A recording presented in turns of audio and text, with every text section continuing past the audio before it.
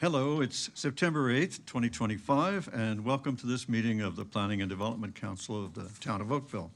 Madam Clerk, do we have any regrets? Good evening, Mayor Burton. No, we do not. Well, welcome everybody. Council, are there any declarations of pecuniary interest? Madam Clerk, there are none. Council, we have the minutes of the previous Planning and Development Council meeting to confirm. Is there corrections or a mover and seconder? I'll take Councillor Lischina and Councillor Scott Shia. There's no corrections. The motion is to accept as presented. Any objection?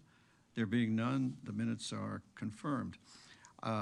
We have one consent item, the zoning review for low-density residential land south of Dundas Street, subject to zoning bylaw 2014-14, and the motion is that the staff report titled Zoning Review for Low-Density Residential Land South of Dundas Street, subject to zoning bylaw 2014-14, be received for information. Councillor Nando? Can I ask a question, please? Certainly. So my question is just, was there ever a study or consideration of a study done like this for North Oakville?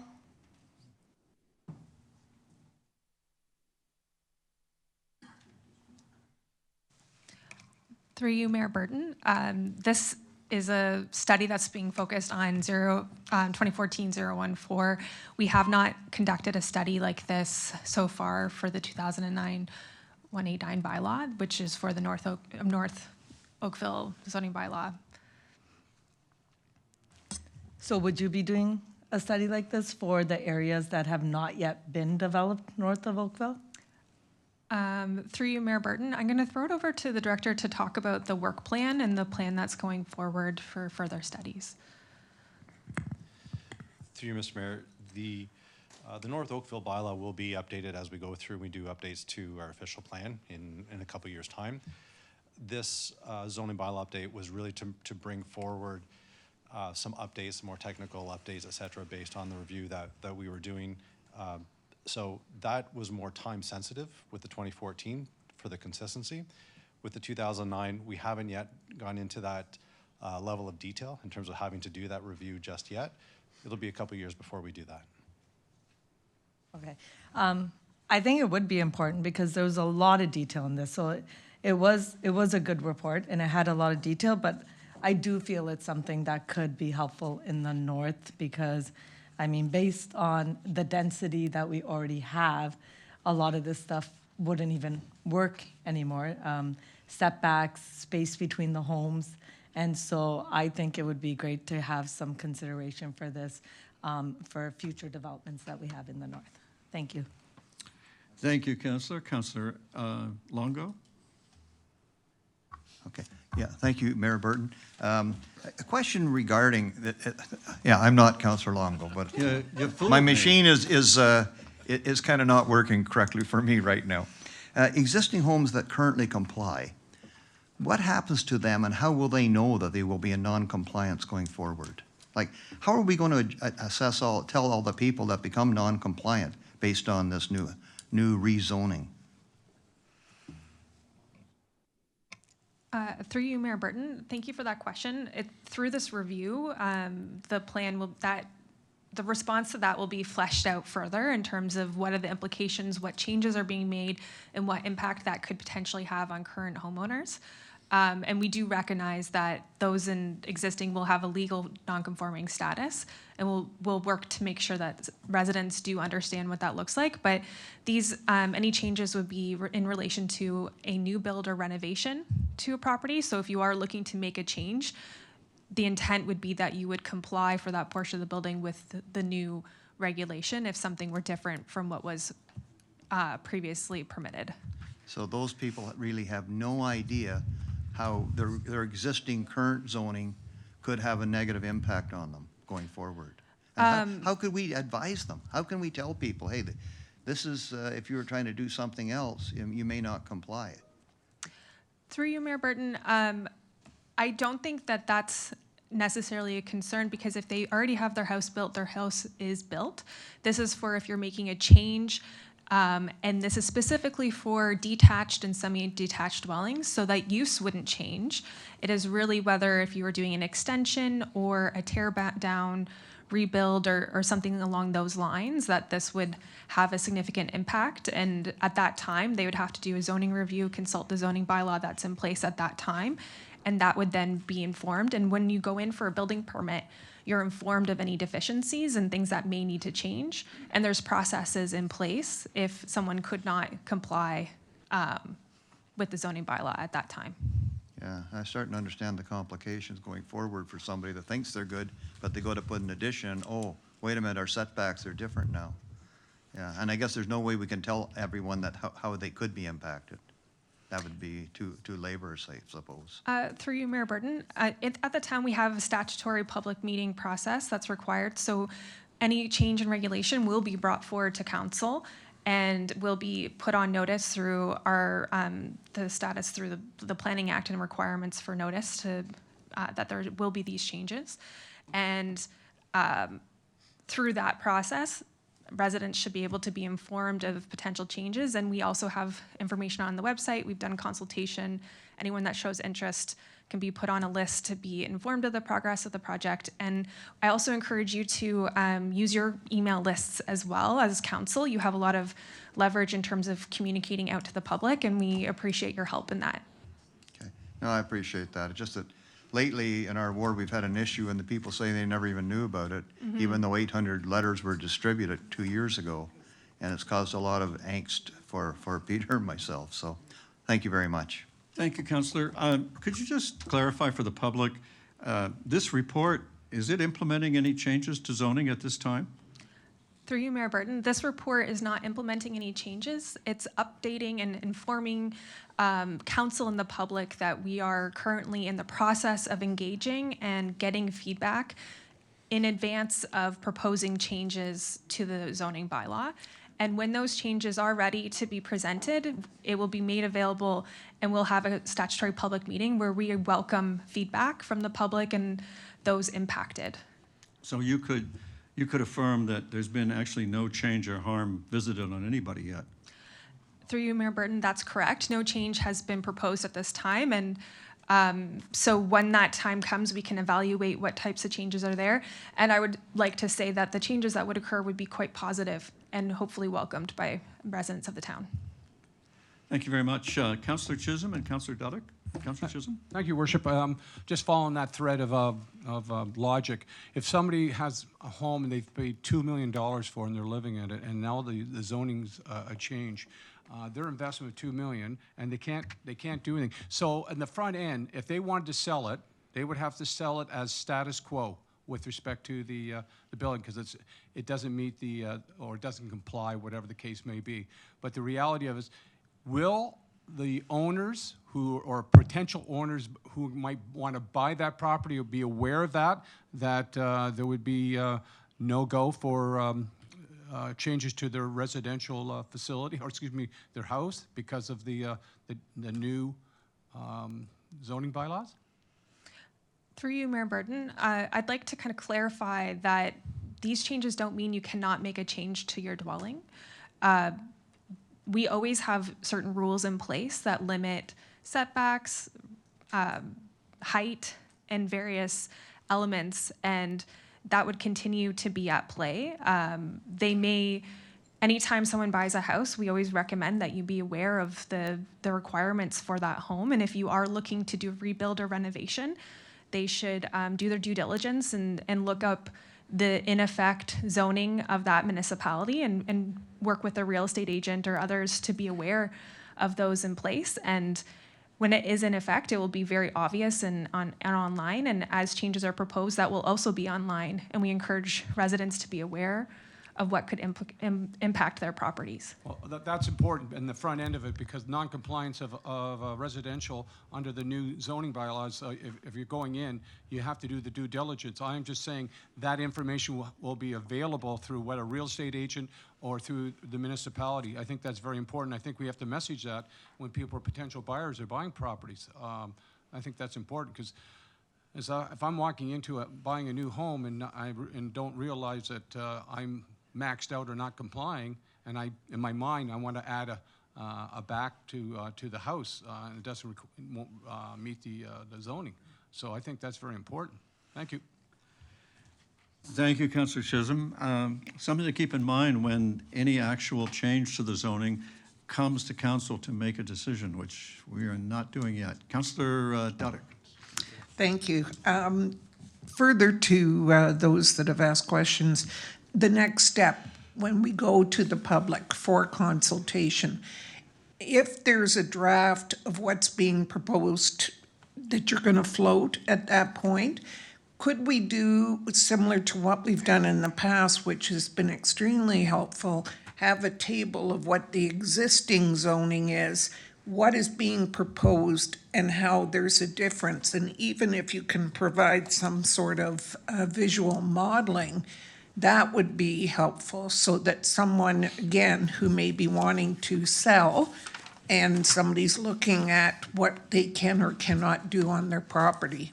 So, thank you. Thank you, Councillor Duddick, for the suggestion. Councillor McNeice.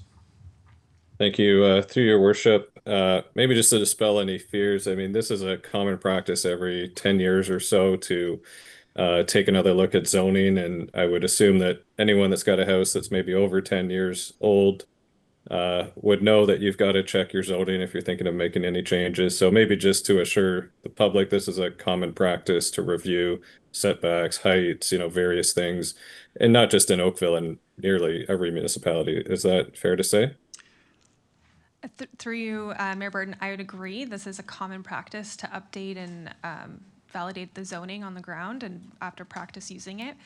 And I'd like to confirm that anytime there's a new house, you would need to check if you've maxed out your zoning, because we see a lot of houses built that potentially utilize the full height and setbacks. And when someone buys that, they need to be aware that they cannot do additional additions. And that's at play today. And would continue to be at play with any changes that are proposed.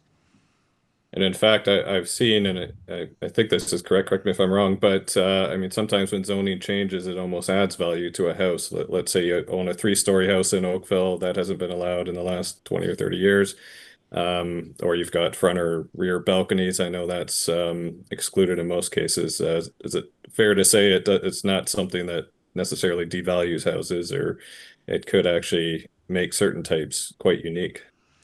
Yeah, through you, Mayor Burton, I can give a perfect example is that we have houses right now in Oakville that are linked dwellings, and they aren't technically permitted in where they are located right now. If they wanted to make any change to their property, they'd require variance to comply. And that's not really something that we want to have continue, and we're looking to make fixes as well, look for opportunities to make things work better for residents and address things that are needless and not necessary going forward. And just finally, and nothing would be retroactive, right? I mean, everything that's existing as of today or when it passes is grandfathered in perpetuity unless you start making changes. Through you, Mayor Burton, that's correct. If you have a house that's legal today, it will continue to be legal after the fact. It gets triggered once you make a change, for example, a significant renovation, addition, full rebuild. That's when this is going to become most relevant. Okay, thank you. Thank you, Councillor McNeice. May I put the vote? Any objection to the motion? Councillor Nanda, did you want to speak? No, you're going to vote. The mover, it's been so long I forgot. Councillor Haslett-Deal is moving it now, and it's seconded now by Councillor Nanda. Any objection? Madam Clerk, there's none, and the motion is adopted. Thanks, everybody. We have 2 confidential consent items. If there's a desire, you can receive them in public. If there's a desire to go into camera on any of them, I would propose to move it to the end of the meeting. Just for planning purposes, can I either have a motion to receive as indicated, or can I not? Councillor Giddings. If we could move those to the end of the meeting? Moved to the end of the meeting. Thank you very much.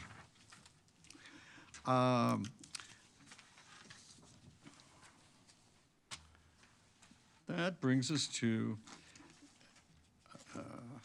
I want that to bring us to, yes, it does, to the discussion items. So we have 4 discussion items, and we have a master presentation encompassing all of them. And Brad Sunderland is going to lead it off, and our esteemed consultants are going to participate. And then I think what we'll do is we'll have this master presentation that covers, with your consent, all of the 4 items. And then after that, we'll have questions on any and all of the 4 items, and we don't have to respect the order of them. And at the end of our questioning, I'll look for one motion to address all 4 of them. Anybody object to that? Councillor Hazatil.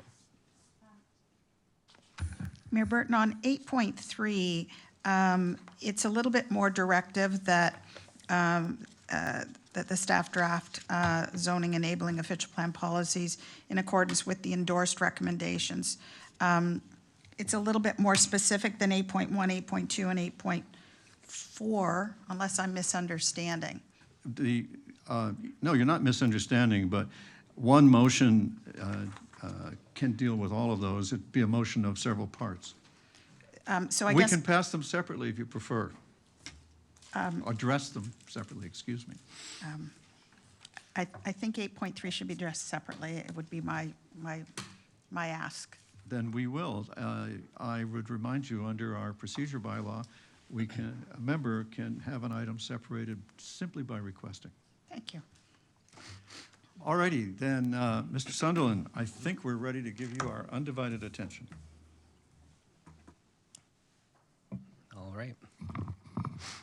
So good evening, Your Worship and members of council. I'm happy to bring forward 4 items on tonight's agenda covering numerous housing matters that address action items under the town's housing strategy and action plan. The material covered in tonight's presentation are found as items 8.1, 8.2, 8.3, and 8.4, and they include the draft official plan housing policies, a final housing needs assessment, an inclusionary zoning analysis, and the community improvement plan background report. So just to go over the structure of tonight's presentation, I'll start off with an overview of the staff recommendations just to set the stage as to why we're here and what we're looking for. And I'll provide a brief history on how we got to where we are today. And then I'll be passing the presentation over to the town's consultant team, SHS, who were retained to author the housing needs assessment, inclusionary zoning assessment, and the community improvement plan background report. Following that, town staff will wrap the presentation up, noting the various tools being considered and how they can address the findings of our housing needs assessment and our next steps. So at the conclusion of tonight's presentation, the following recommendations are going to be provided for council's consideration.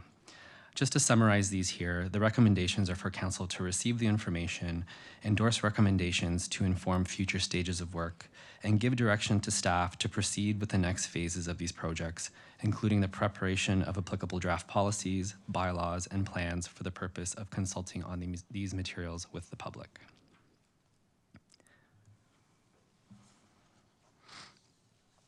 So our housing strategy journey. In May of 2022, Planning and Development Council received a housing information report providing an overview of legislation, plans, and policies at the federal, provincial, regional, and town levels regarding housing. The report included commentary on various emerging matters, trends, and themes, and a preliminary assessment of the town's policies in the Livable Oakville Plan.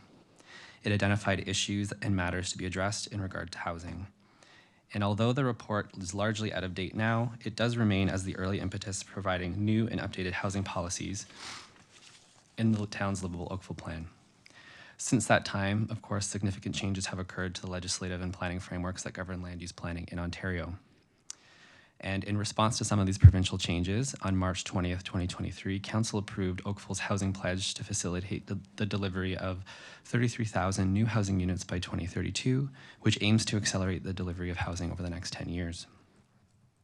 Also, in response to new and emerging federal programs and provincial changes, the town's housing strategy and action plan was drafted and presented to Council in July of 2023, which set the stage to complete a housing needs assessment and to inform OP policy updates, and exploring additional Planning Act tools to facilitate affordable housing, including inclusionary zoning and community improvement plans. And at that meeting, Council directed staff to undertake additional public consultation on the housing strategy and action plan. In March of 2024, Council approved a white paper which supplemented the town's housing strategy and action plan. It looked at Planning Act tools to facilitate development of affordable housing, and again, including inclusionary zoning and community improvement plans.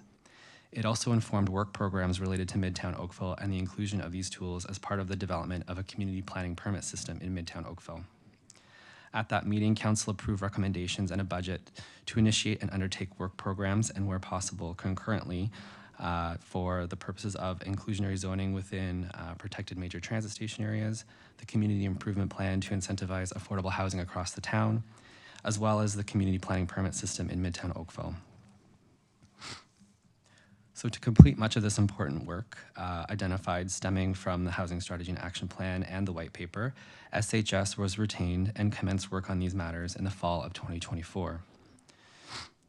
On December 9th, 2024, Council approved its Housing Strategy and Action Plan, which maintained the action items to continue to move ahead with the Housing Needs Assessment, to inform new and updated OP policies, an inclusionary zoning assessment, and the CIP background report.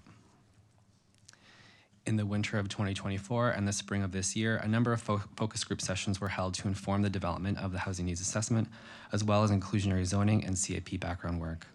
The focus group sessions were held with representatives from numerous areas of the housing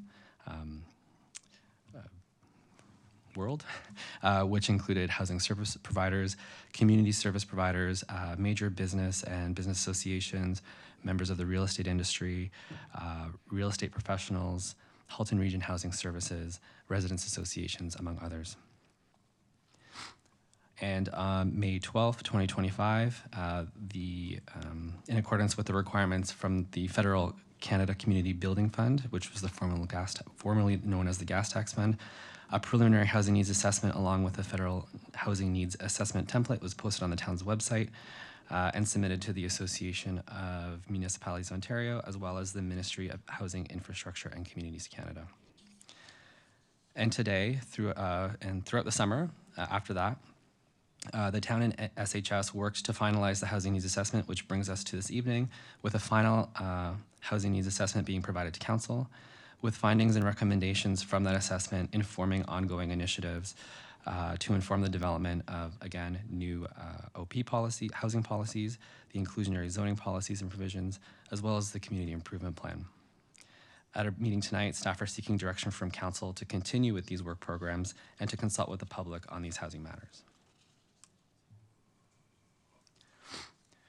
So with that in mind, as mentioned, to complete much of this work, council staff retained SHS to prepare a housing needs assessment, the inclusionary zoning piece, and the community improvement plan. And before I hand the presentation over to SHS to go through each of these items, I'll just take a brief second to introduce the SHS team. So Helen Harris is the principal housing policy and research. She has been the lead project manager, with Ed Starr, the partner and project advisor. And the presentations this evening will be given by Alexis Volkov, Senior Research Analyst in Housing Policy, who will give a presentation on the Housing Needs Assessment. Keir Matthews-Hunter, Senior Analyst in Housing Economics and Real Estate, will give a presentation on the inclusionary zoning analysis. And Dalton Woodrich, Senior Consultant Housing Policy and Research, will be presenting the Community Improvement Plan background report. And so with that, I'll hand it over to SHS.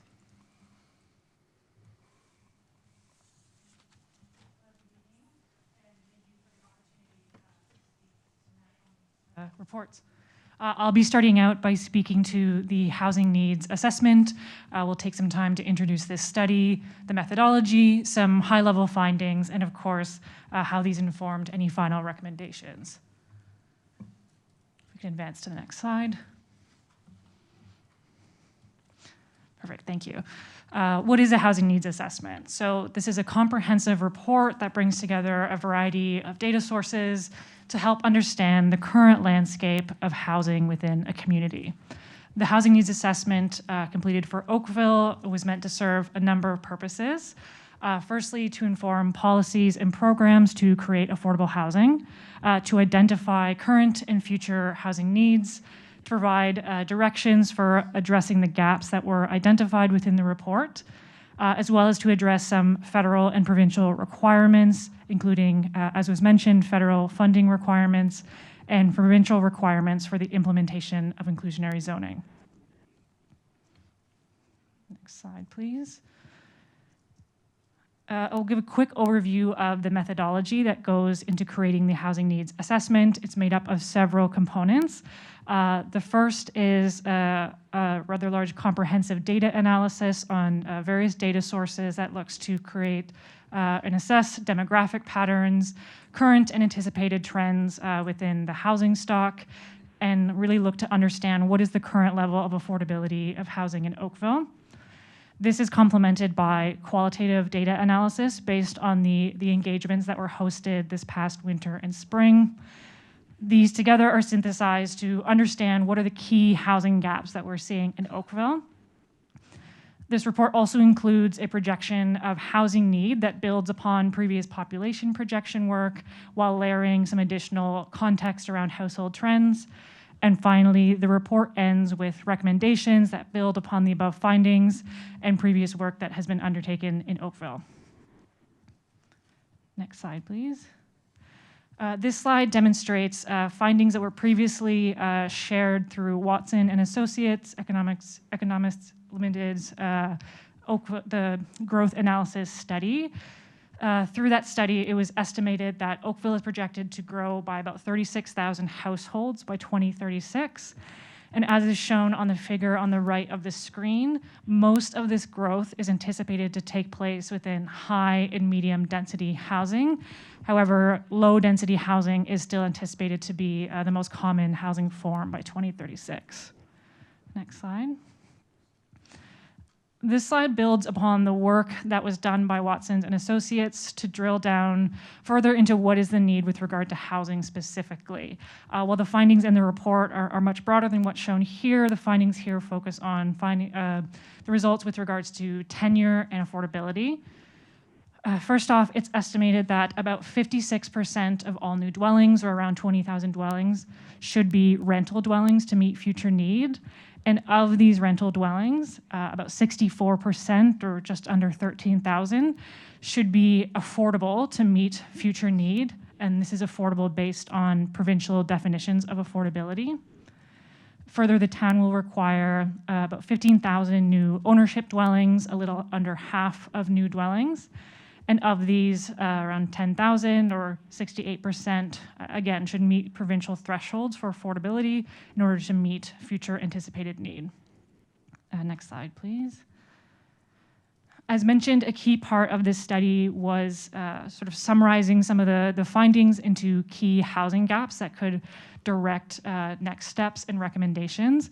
I'll briefly go over these 4 gaps that were identified and some of the key findings that emphasize the need to address these considerations. So first up is the need for housing for low and moderate income households.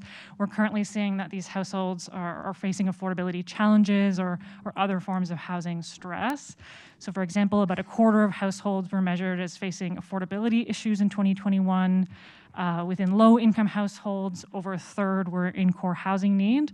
And as part of this study, we conducted an analysis that compared current market rents and purchase prices to current incomes, to what is affordable to current incomes. And it was found that most low-income and many moderate-income households cannot afford rental or ownership housing, and even that some high-income households are estimated to not be able to afford current ownership prices without paying well beyond their means. This focus on low and moderate income households does not mean that high income households are not also facing housing stress. This finding just focuses in on the sort of disproportionate need faced by these households. The second gap focuses on the need for purpose-built rental housing. We've been seeing that renter households have been growing rapidly, as have rents in Oakville, and renters do tend to face higher rates of core housing need when compared to owners. As well, purpose-built rentals make up a relatively small portion of Oakville's housing stock, about 7%, despite about a quarter of households in Oakville being renters, meaning they are likely turning to the secondary market, which tends to be less secure and more expensive. Next slide, please. The third gap focuses on the need to diversify housing in Oakville, both in terms of sort of dwelling size or bedroom count and typology. It was noted that overcrowding issues are present among larger renter households, likely suggesting an insufficient amount of larger rental units. On the other side, within one-person households, we see high rates of affordability issues. Again, emphasizing the need for sort of a range of dwelling sizes. And as for dwelling typology, it is observed that roughly 3/4 of Oakville's housing supply is single detached or row housing, really biased towards that low density housing format. And lastly, the final gap focuses on priority households. And by priority households, this is a defined term within the National Housing Strategy that focuses on populations that face structural barriers that tend to impact their need for housing. Of many of these populations, it was noted that growth rates are higher, for example, among recent immigrants, racialized populations, or seniors. And households that are led by or have members of priority populations were observed to have higher rates of core housing need when compared to all households in Oakville. Next slide, please. As mentioned, the report concludes with a number of recommendations that are organized under each housing gap and separated by policy and regulatory recommendations, most of which focus on official plan policy recommendations, as well as programs and initiatives that are intended to further address the housing gaps. So I won't go over all of the recommendations outlined here. They're outlined in the staff report as well as the fulsome study, but I will just highlight a few so you can understand some of the nature of these recommendations. Under the first gap, for example, there's a recommendation to establish affordable housing as a clear objective of the official plan with a clear definition, and a recommendation to establish a minimum affordable housing target of 35% of new market housing. Similarly, some additional programs, in addition to those that will be spoken to tonight, could include a concierge program, for example, that supports those looking to develop affordable or assisted housing. Under the second gap, we likewise have a recommendation to establish a rental housing target with a minimum of 40% of new housing being rental housing within the official plan, as well as other policies and programs that look to promote or the creation or the preservation of existing rental housing. Next slide, please. Under the third gap, we focus on the need for policies and zoning that allows for increased densities as appropriate as laid out in the official plan, including opportunities for further residential densification within established neighborhoods or promotion of alternative dwelling forms.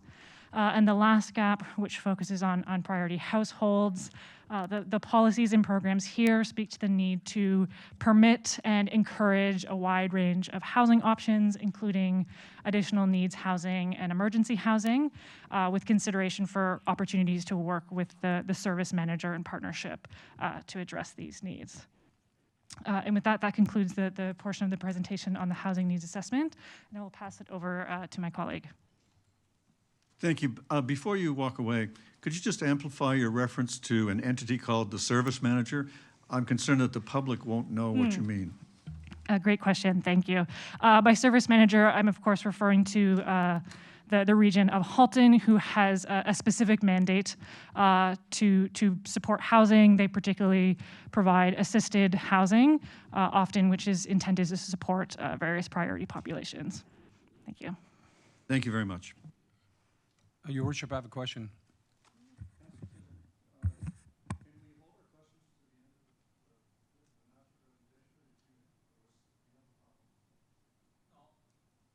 No, I'll wait. That's fine.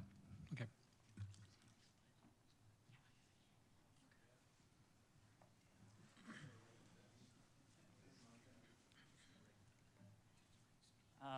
So, good evening, Your Worship, members of council. My name is Keir Matthews Hunter, and I'm pleased to be here to. We'll be happier to have you if you speak into the microphone. Oh, sorry. The Is that a public bit at better? home won't hear you. Okay, unless- sorry. Okay, good, thank you. Keir Matthews Hunter. I'm pleased to be here with SHS to present and take questions on our inclusionary zoning financial viability analysis. If you can just go to the next slide, please. So a little bit of background for those of you who might not be aware. Inclusionary zoning, this is a land use planning tool that municipalities can adopt to require the provision of affordable housing within new residential developments, either in terms of a certain percentage of housing units or a gross floor area. And this authority derives from the Provincial Planning Act, which also limits the application of this tool to protected major transit station areas, also known as PMTSAs, or where there's a community plan and permit system. The Planning Act also requires that inclusionary zoning policies, before adopting them, there has to be an assessment report that is prepared and then is later peer reviewed and updated every 5 years. And so the purpose of our report is to provide that independent and evidence-based assessment looking at the financial viability and housing market impacts of adopting these policies. Next slide, please. So our analysis looks at prototypical development scenarios within Oakville's 2 PMTSAs. So we have the areas encircling the Midtown GO and the area encircling the Bronte GO station. And so that's just showing them on those top 2 maps. And then below are just some aerial views of the existing uses that are in those sites. So you see sort of low-rise commercial and industrial uses, but over time it's projected that these areas will be redeveloped into a mix of uses, in particular with high-density residential dwelling units in the future. Next slide, please.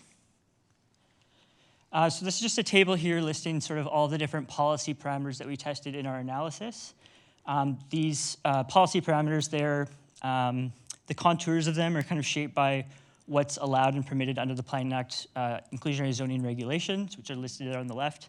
So we looked at inclusionary zoning impact in Midtown Oakville and Bronte GO. We looked at the different scales of development, applying it to different tenures of housing.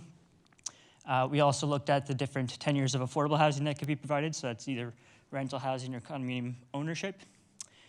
We tested a 5% of residential unit GFA affordable set-aside, so assuming that 5% of the gross floor area in a new development would be affordable housing. Then we looked at the depth of affordability, both for rental and ownership. And then we assumed that the units would remain affordable for 25 years, which is the maximum permitted length permitted under the Planning Act. Next slide, please. So just gonna, before I go into key findings, just want to preface the findings by noting that this is mentioned in the report, but recently we have experienced a significant market correction, not just in Oakville, but across the province and indeed Canada, with regards to dampened demand for ownership housing, interest rates, and increasing inventories of condominiums, and this has dampened sales activity. So the findings of our report are really with the understanding that market conditions will eventually recover, barring any significant increases in construction costs. So our analysis really finds that inclusionary zoning, if it's implemented, should be really limited to high-density, high-rise condominium developments. We've tested different scales of development, found that about 36,500 square meters of GFA would be necessary in Midtown GO and 22,500 in Bronte GO. And then our analysis also found that purpose-built rental housing would not be viable under any of our prototypical development scenarios. We also found affordable ownership housing has a considerably lower impact on development viability than affordable rental housing because you receive more revenues through affordable ownership housing. And then we also found that increasing the depth of affordability from 100% of what we call the average market rent in the town to 80%, so be a little bit more affordable, would have a relatively small effect on overall development viability. Next slide, please.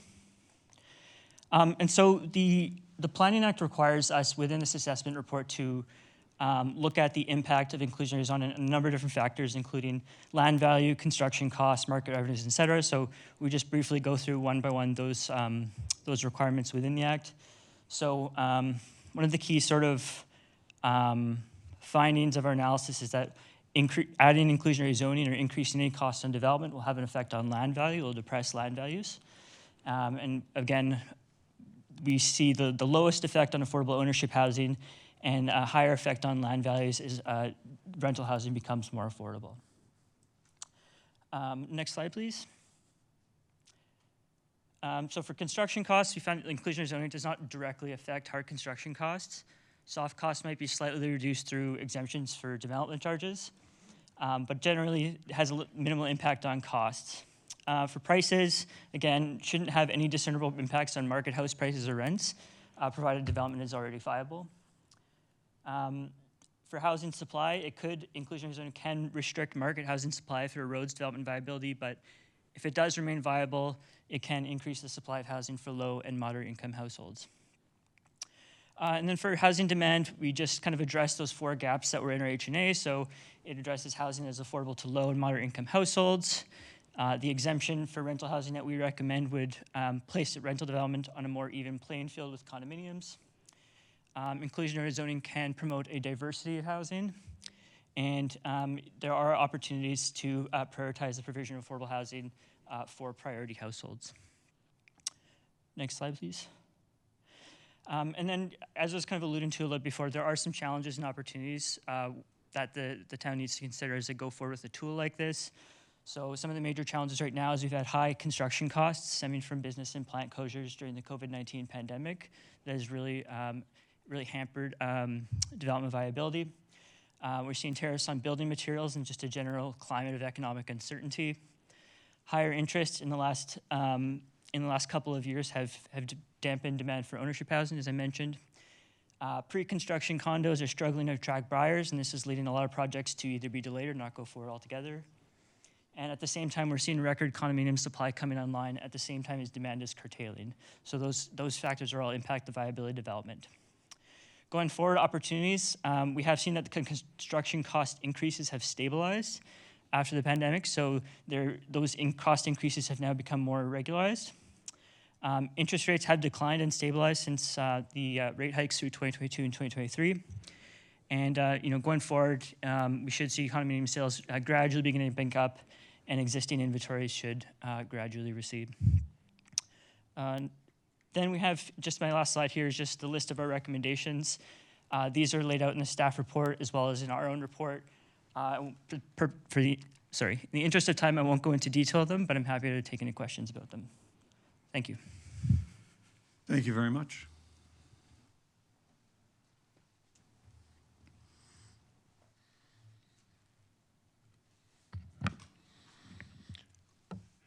Good evening, Mayor and Councillors.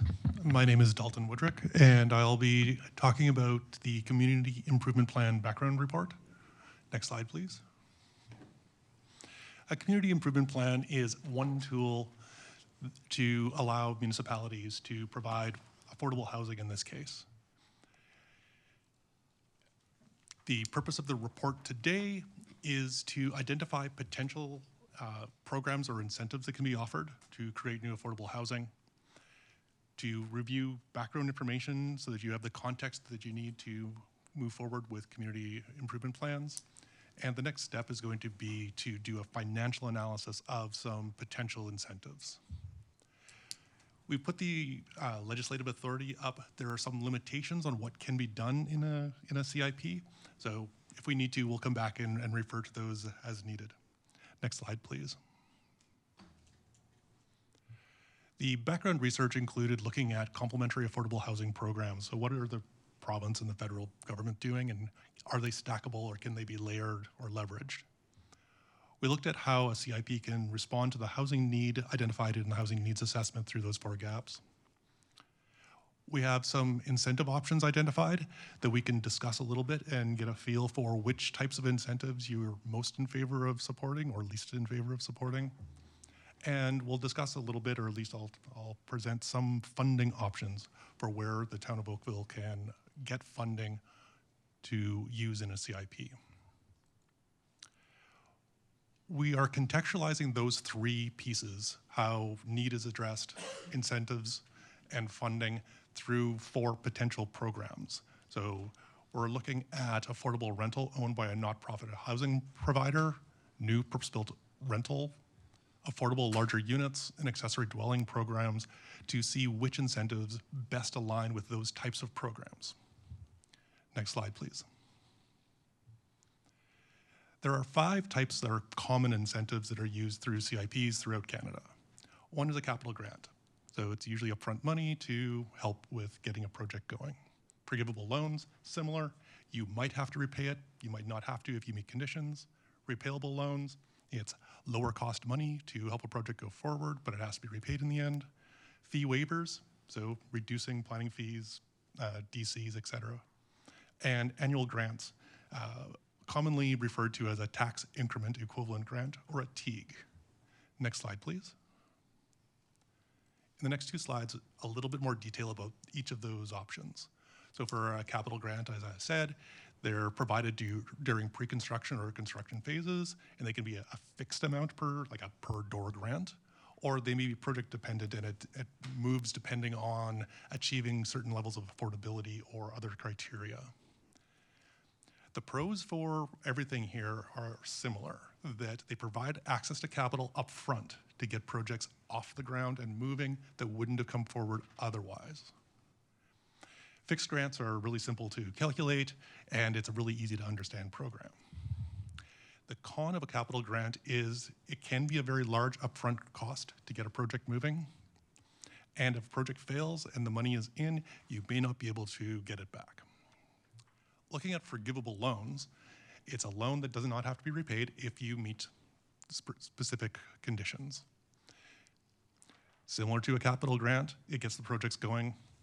It functions exactly like a grant if the loan is forgiven. The same cons.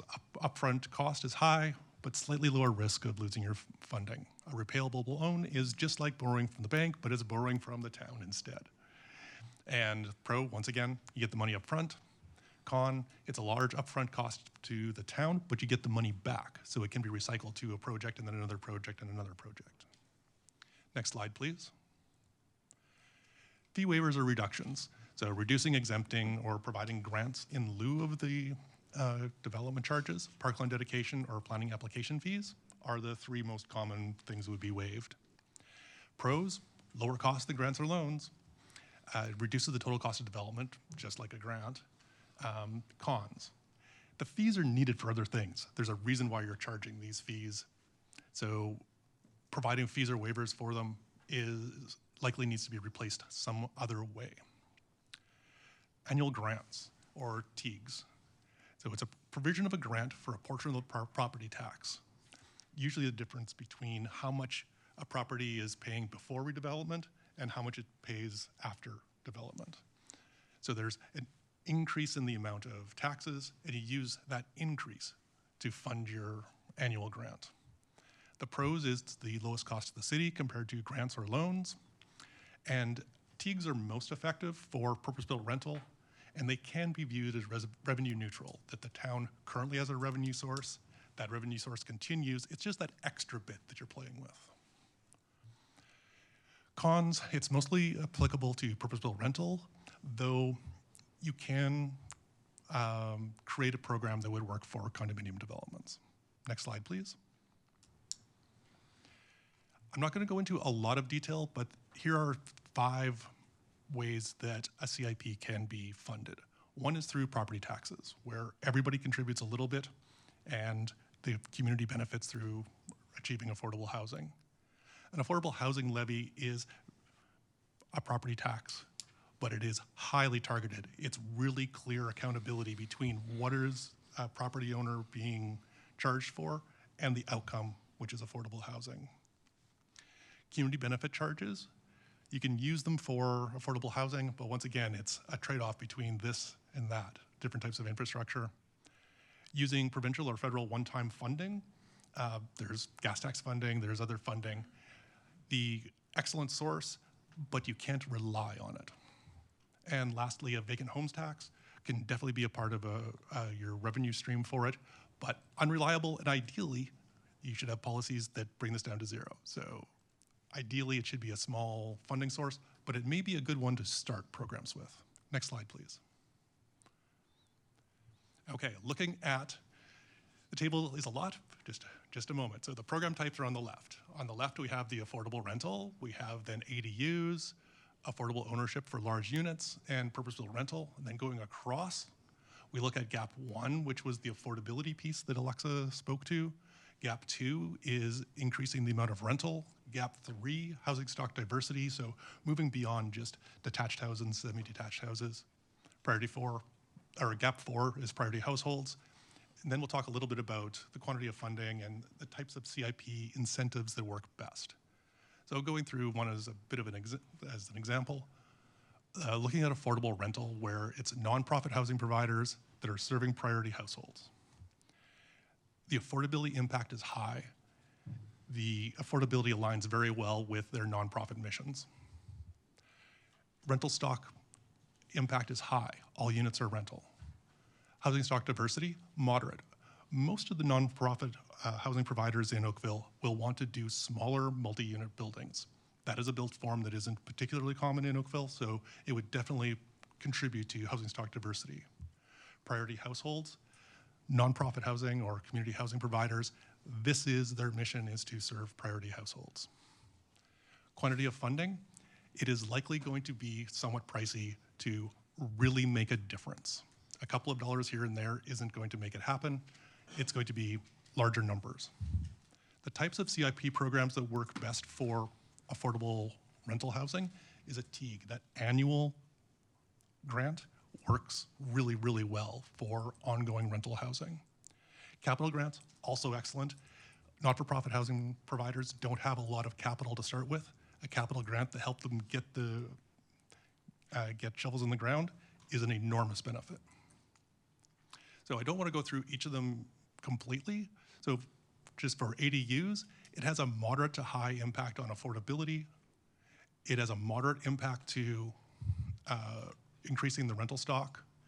Housing diversity, not really a big impact. It's just another unit in a low density house. The quantity of funding though is quite low. And unfortunately the ability to address priority households is also low. Capital grants or forgivable loans are perfect for ADU programs. Affordable ownership of large units. So getting at those 3-bedroom units, Alexa talked about overcrowding. This would help start addressing some of that need. Affordability is going to be low. It's likely going to be the 6th decile that would be addressed. It's not rental. Low to moderate impact around housing stock diversity. It's going to be a little bit of multi-residential, but it's already being built. Priority households, low. Funding, it's likely going to be quite large. Those larger units are expensive. Making a program to incentivize developers to participate may be pricey. Capital grants are excellent for this. TEAGs might work. Purpose-built rental, affordability, rents at 100% of AMR are affordable. Higher rents to get rental at any price would not address affordability, but would strongly respond to gap 2, which is increasing the amount of rental stock. Housing stock diversity, moderate, low ability to affect priority households, and it is likely going to be a significant amount of money. Capital grants and TEAGs are good tools. Next slide, please. So in phase 2 and for developing these 4 potential programs, we looked at some principles for selection and design of programs. We would like the program to address 2 or more housing gaps, provide sufficient incentive for proponents to uptake the program, and we'll look at how much is needed through financial modeling, be stackable with other programs offered by the region, province, or federal government, be administered in a simple and straightforward manner, be financially viable for the town, and can be implemented anywhere within the town's urban area. Using those criteria, we came up with the 4 programs that we just discussed a little bit. Rental, run by nonprofit housing providers, ADU program, a large unit ownership program, and purpose-built rental. The next steps will be a financial analysis where we'll quantify how much funding will be needed to incentivize a developer to participate in the CIP, and how much money that means for the town to raise to get a reasonable number of units out of the program. Yes, that is all. Thank you.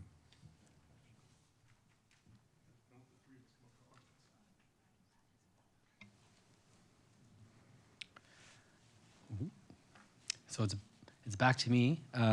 So thank you to SHS for those 3 presentations. I'm sure we'll have a number of questions at the end. So just to wrap up a few slides here. So as discussed in the presentations from SHS, the housing needs assessment did identify 4 housing gaps, and to address these gaps, the town is looking to leverage the tools in the Planning Act or exploring options to use these tools through OP policies, inclusionary zoning, and the CIP. And this table sets out how those various tools may address the 4 housing gaps.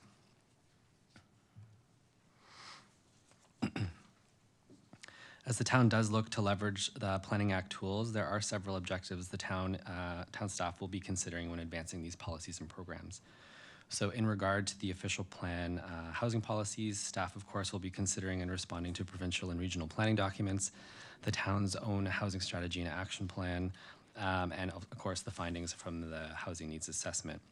And the intent of the policies is to provide updated housing objectives and associated policies. In regard to the development of an inclusionary zoning program, staff is intending to ensure that the program increases the supply of long-term affordable housing, addresses the findings of the housing needs assessment, and considers broader development goals and objectives within the town's protected major transit station areas. And in regard to the developing an affordable housing community improvement plan, staff want to ensure that future programs address at least 2 or more of the housing gaps identified in the housing needs assessment and are created in such a way to ensure that they can be implemented, they're worthwhile to be implemented, and they are financially viable. So should council approve the staff report recommendations, which I'll have on the next slide, for agenda item 8.1, which is the draft official plan amendment policy stream of work, the next steps would include public consultation on the draft policies this fall. For agenda item 8.3, which is the inclusionary zoning stream of work, the next steps include further analysis and development of official plan policies and bylaws necessary to implement an inclusionary zoning framework for the purpose of public consultation. And the timeframe of consultation on that work is intended to align with that of the Midtown Oakville Community Planning Permit System work program that's also taking place this fall.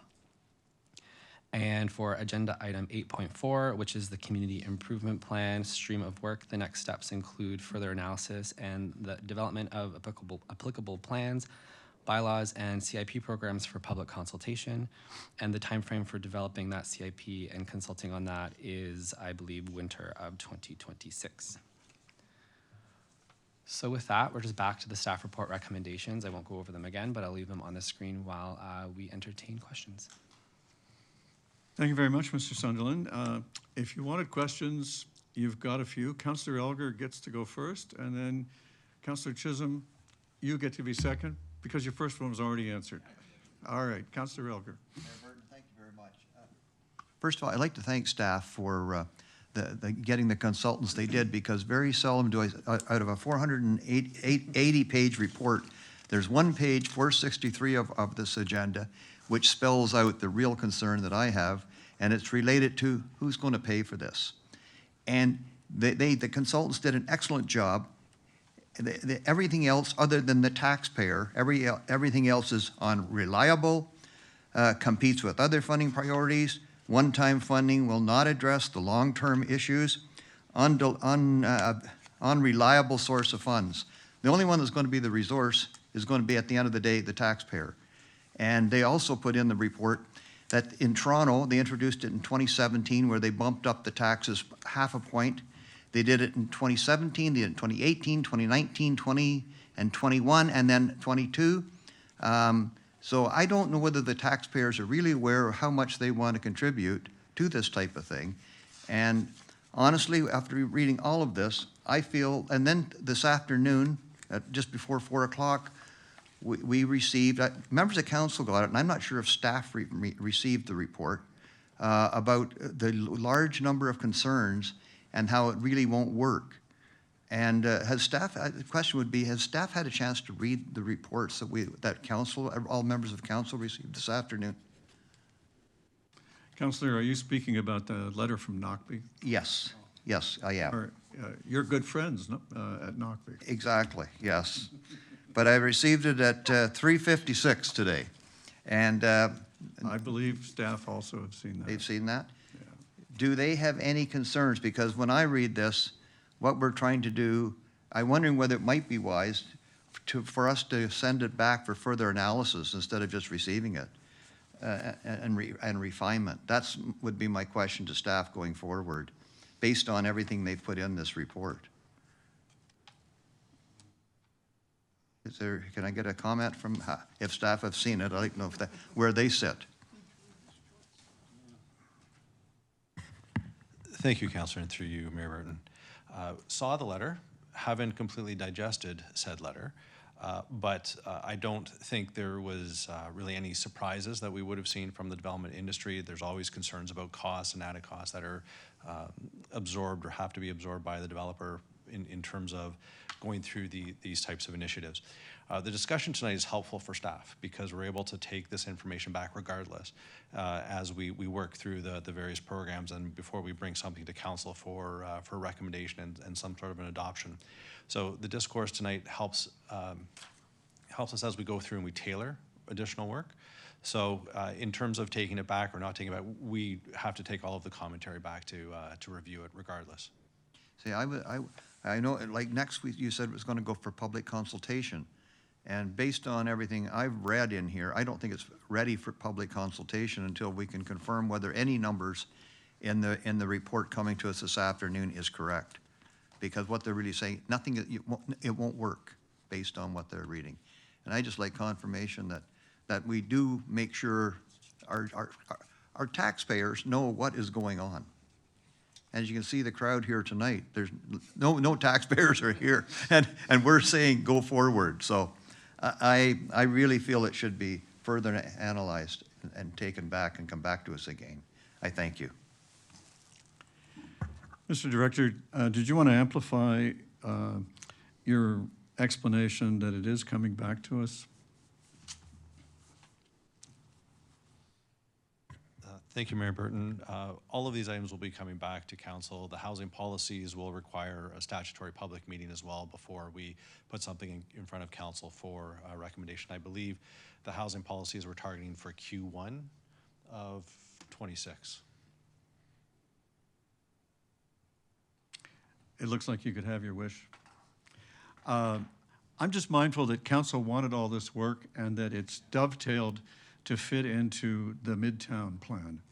And sending it back kind of breaks up that, I thought, carefully organized plan by council. So as you like, council. Onward, Councillor Chisholm, your turn. Thank you, Your Worship. This data information is really good stuff. My eyes were wide open to some of the information that's been provided to our staff. So congratulations to the consultants and to staff with this information, because we did ask for it, and it is very timely, and it is very detailed and comprehensive information. The question I have, and looking down the line, and this is directed to staff and maybe the director, knowing full well, let's go, the old routine of what we had in the past has now changed. We got a paradigm shift happening here with all kinds of changes to the planning and what we're doing in Oakville, which has probably been started with Midtown and so forth. How do we handle all this information and synthesize it for reports and moving forward with I guess what I'm looking at is the HR and staff complement in proceeding with all this information down in the future. How are we going to handle that? Is it possible we have an analysis of the staffing and the HR and setup with respect to how that we're going to handle all this? Or are we handling it in-house with existing staff?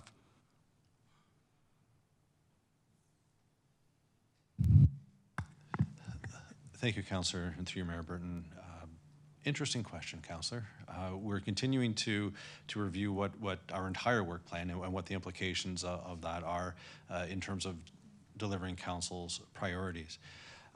If there is a need identified, whatever that may look like in terms of financial resources or human resources for that matter, we would be bringing that back to council, whether that's through budget committee or through other mechanisms, just to see how are our resources against those council priorities and how are we going to deliver those. I think that's important, a major impact and what's happening, and as everybody knows, and exactly, we don't have any taxpayers here tonight, but with the stormwater management or stormwater reports coming forward has major impact in moving forward. So I go back to Councillor Algar's comments with the taxpayer.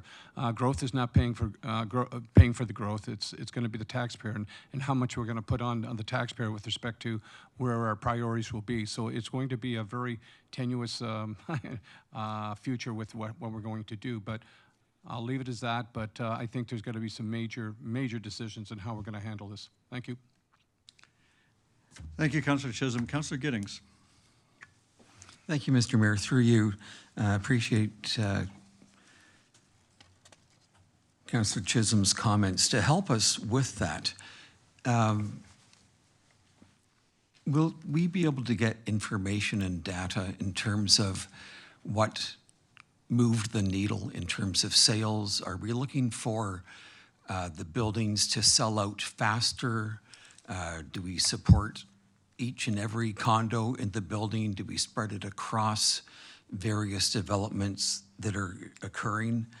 The level of success that was seen versus the amount of investment from the current taxpayers. There's an awful lot of information to be gathered. Is it to speed the sales? I'm just appreciate all the details that were presented. I just have difficulty without being able to see examples where it helped move the needle, whether it achieved the gains that we're after. Yes, through you, Chair. Part of the SHS is going to continue working with us on these programs, and there is a commitment to do further financial analysis in terms of the community improvement plan programs. What we're trying to find is the secret sauce in terms of how much investment is needed from the town's perspective to incentivize the developers to provide for those affordable units. So there is analysis that will be done in terms of impact. As you may have seen in Appendix B of the CIP report, we did seek from municipalities that are implementing CIPs to have an understanding of their level of success and their lessons learned. So we will incorporate that in terms of developing the program that we would be bringing back to council for approval. I appreciate that. And would that include things like whether prospective landlords are being incented, where they're buying the unit as an investment, for example? And how do you control that kind of activity where it's being resold upon closing, that type of information? Yes, so in any kind of program that we develop, there would be eligibility criteria and there would be agreements that would need to be fulfilled between the town and the applicant. And some of those things would ensure that the applicant is eligible, meets the criteria that we need, so they're like a benevolent landlord, if you will. And that if the units were to be resold or re-rented, the reselling or re-renting prices would continue to be affordable, because otherwise we wouldn't have any success with this. So those kinds of agreements can be registered on title with each and every unit that would benefit from this program. Thank you very much. You're welcome. Thank you, Councillor. Councillor Nanda. Thank you, through you, Your Worship. Thank you so much for the presentation and a lot of detail that was put into this. One of the things that I picked up on, and this is what we've discussed with just development overall and how to make it affordable here and how to make it affordable, especially for more families that are coming into Oakville. And you had the 2021 statistics saying overcrowding of 3 or more at 14% or 4 or more at 24%. Do we have any updated statistics on that?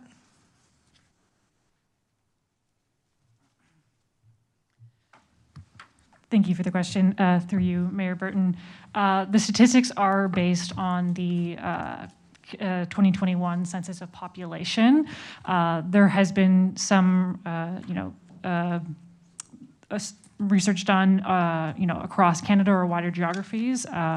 Do not believe we would have any sort of comprehensive data on that since 2021. However, I will note during engagements, this piece did come up, and it was noted and affirmed by some participants that this is an observation that's been seen. It's similarly been seen in Halton region, this piece around difficulties finding large rental units. Yeah, so that's one of the major concerns, because we've talked a lot around this table about the actual unit sizes, and there's a lot of units on sale currently in Oakville that are not being sold. They're sitting there, and a lot of them are single dwellings that are probably only good for one person. And the concern is, how are we going to incentivize developers to even make affordable units that are a good enough size for families? Because otherwise, the only thing we are going to see is overcrowding. We're even allowed for, as of right now, ADUs. So if you put that into factor, people are just going to build those and overcrowd those. So really the issue we're going to end up having is overcrowding in the municipality. And then the quality of life goes down. So how do we factor that in? Yeah, great follow-up, and thank you, and through you, Mayor Burton. As is noted in the housing needs assessment, there's various recommendations that speak to this piece under the third gap, which is identified as diversification, including official plan policies that promote a range of dwelling sizes, as well as other programs. And as was outlined in the community improvement plan, that is one avenue that can be explored, further forms of incentives to encourage that built form. Okay, and have you also specifically looked at the seniors and how we're doing on that aspect of, do we have enough affordable housing for seniors? Through you, Mayor Burton. Seniors were identified within the housing needs assessment as a priority population, a population that, much like the rest of Canada, is growing in Ontario, and there were concerns observed around affordability, particularly in seniors. As ages increase, there was noted increasing rates of affordability issues, so that is emphasized as a need within Oakville. Yeah, I think that would be important too, because if you have a lot of seniors living in single detached homes, that they've had for generations, why would they even want to give that up if, their house is free and they're living in it now, to go to another unit and to be able to sell their home to a family, right? So we're not making it easier on our residents, right? On top of maybe putting in that, we're going to get the taxpayers to also pay for this, which is difficult. And then I have a question maybe for our planning committee. How many permits do we have out right now for developers that are just being sat on right now?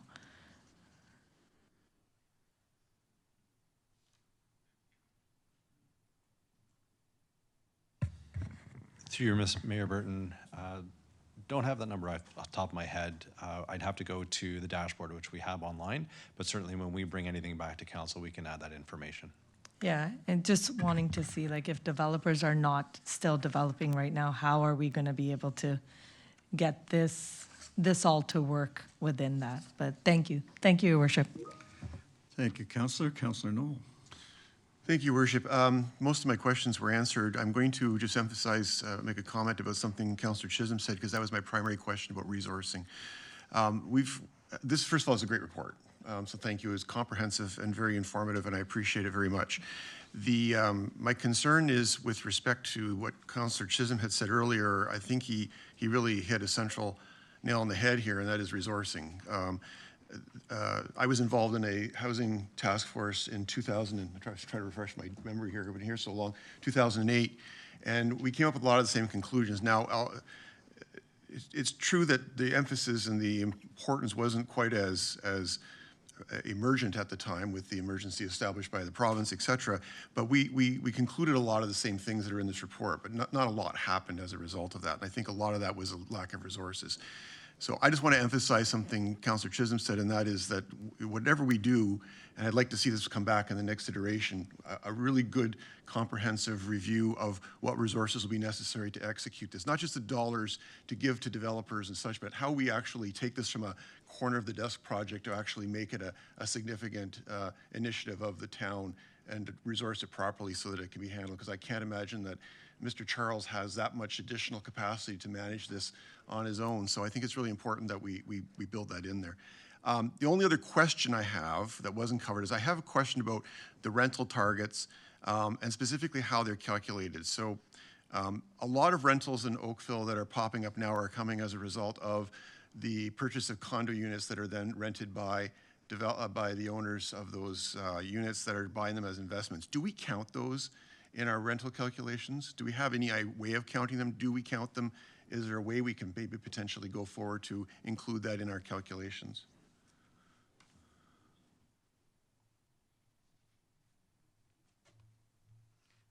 Yes, thank you for that question. Through you, Mayor Burton.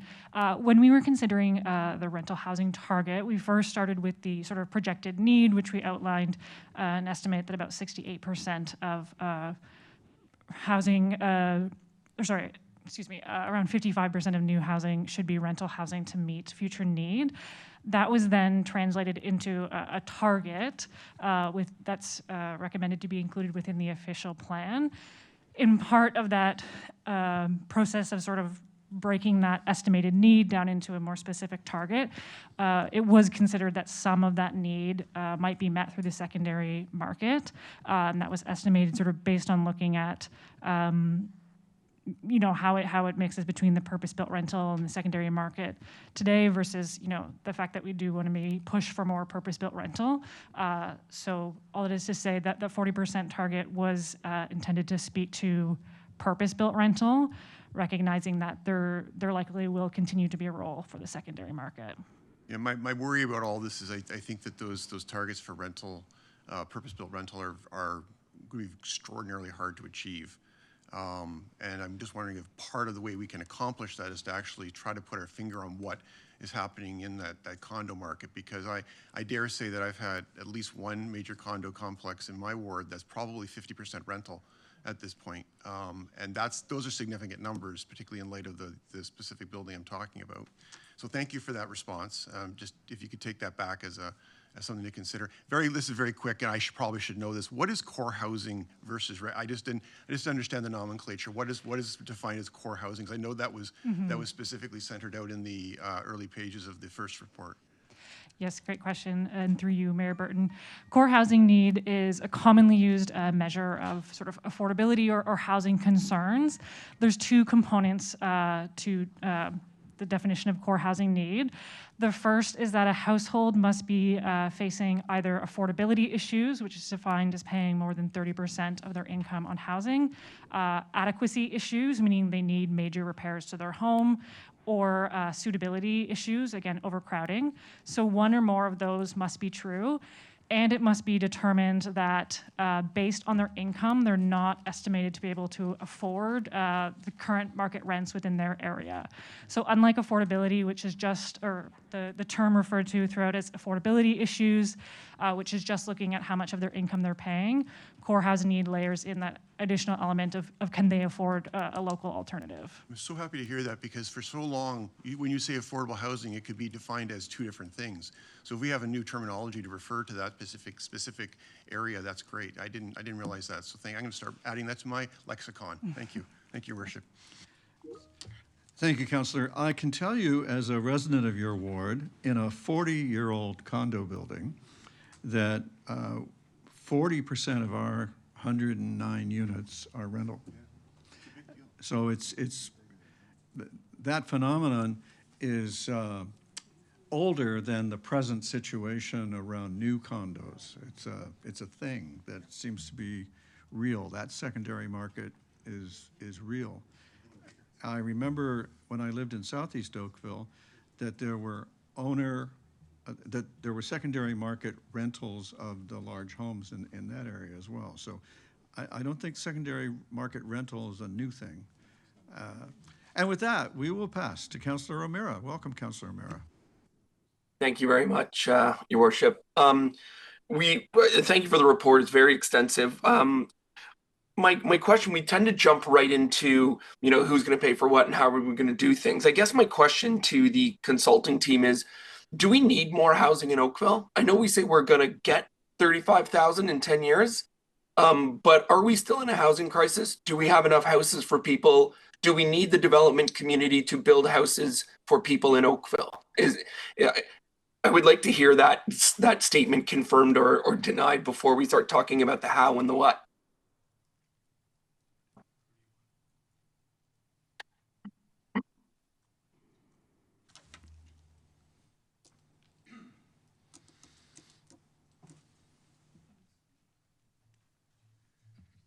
Through you, Mr. Chair, Mr. Mayor, I would say as a part of the GTAH housing market, each community has a responsibility to do its share to accommodate the growth that's coming to our greater region. So I would always say that every community should do its share to be able to meet some portion of the demand, and Oakville through the years has always done that, and I would expect that the pressures will continue for you to contribute. I mean, we've seen in past some municipalities take the attitude that everything's okay here, let the growth go everywhere else. We just like the status quo, and that's fine. But I would argue also as a council, as part of this region, greater region, you do share that responsibility to continue the kind of economic engine of the GTAH. So I would argue that yes, you do need that housing. Okay, thank you very much for that. I mean, I agree. Sometimes we start talking about the taxpayers are paying for this and paying for that, and it does seem like that adage, right? We don't want to do our share here, and we are missing a cohort. 20 to 35, 50 to 65 are cohorts who don't have adequate housing here. And I believe in the slide 10 of the presentation, the overwhelming majority of housing that we need is affordable housing, which isn't going to just fall from the sky. Somebody's got to figure out how we get people in places to live who can't afford it. And I appreciate that. Thanks you. My next question really is about, I read the concierge element of trying to help people who developers who want to do affordable housing. One of the common threads I get is we can save an absolute ton of money and deliver houses for a lot less if you guys would just go faster in the approval process and in the site plan and these sorts of things. And I'm talking hundreds of thousands of dollars, millions of dollars if we speed it up. So is that something that we've looked into or we've focused? Because it doesn't take funding of dollars, it just takes changing of processes. And what are the economies of scale we might be able to see in terms of delivering affordable, purpose-built housing if we have a different stream to process that? I'll throw my 2 cents and then perhaps turn it to staff, but I totally agree. That's definitely one approach that can accelerate the achievement of targets and the meeting of the need without having to lay out huge dollars from the municipal end. So anything that can achieve that, and I think we've been seeing provincial legislation that's attempted to do the same in its own inimitable style. I would always look to any kind of approach that can achieve that, and maybe I might ask planning staff here if they would have that sort of intent in their ultimate recommendations.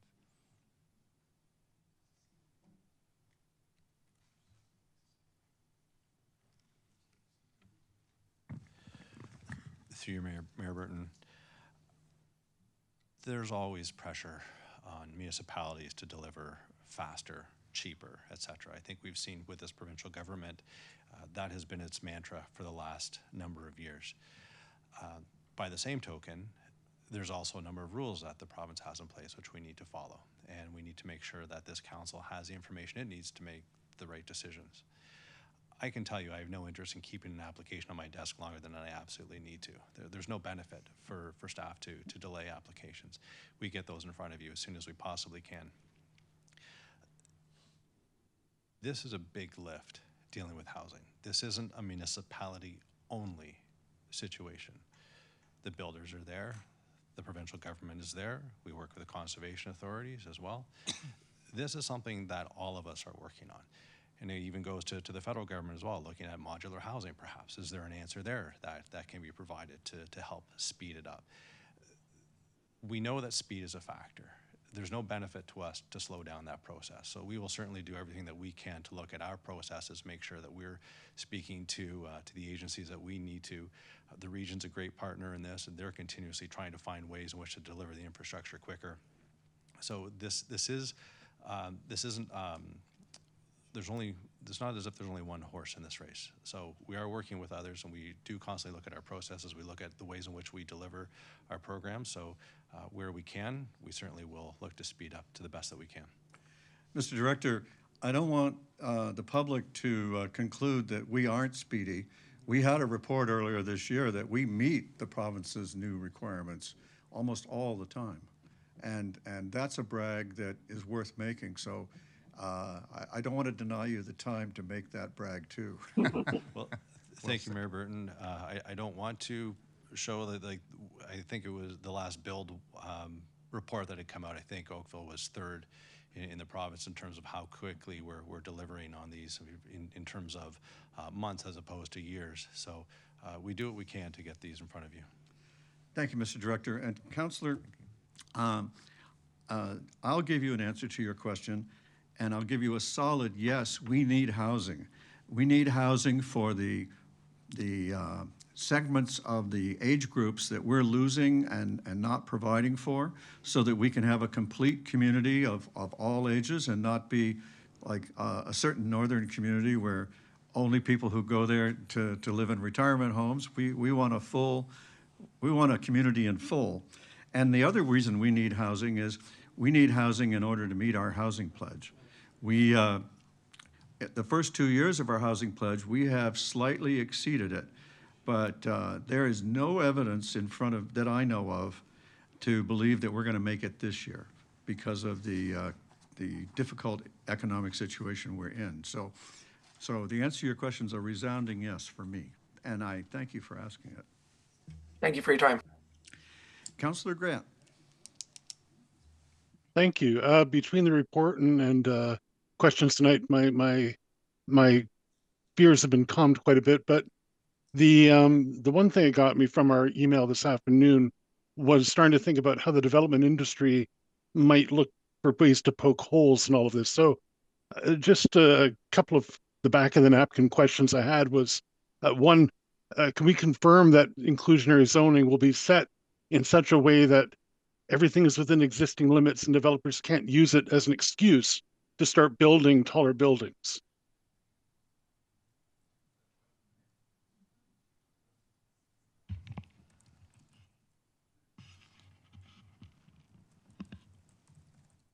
Through you, Mr. Mayor, in terms of the inclusionary zoning, I think should just to be clear, it would only apply in areas that are protected major transit station areas. So that's the Brontigo and Midtown for now.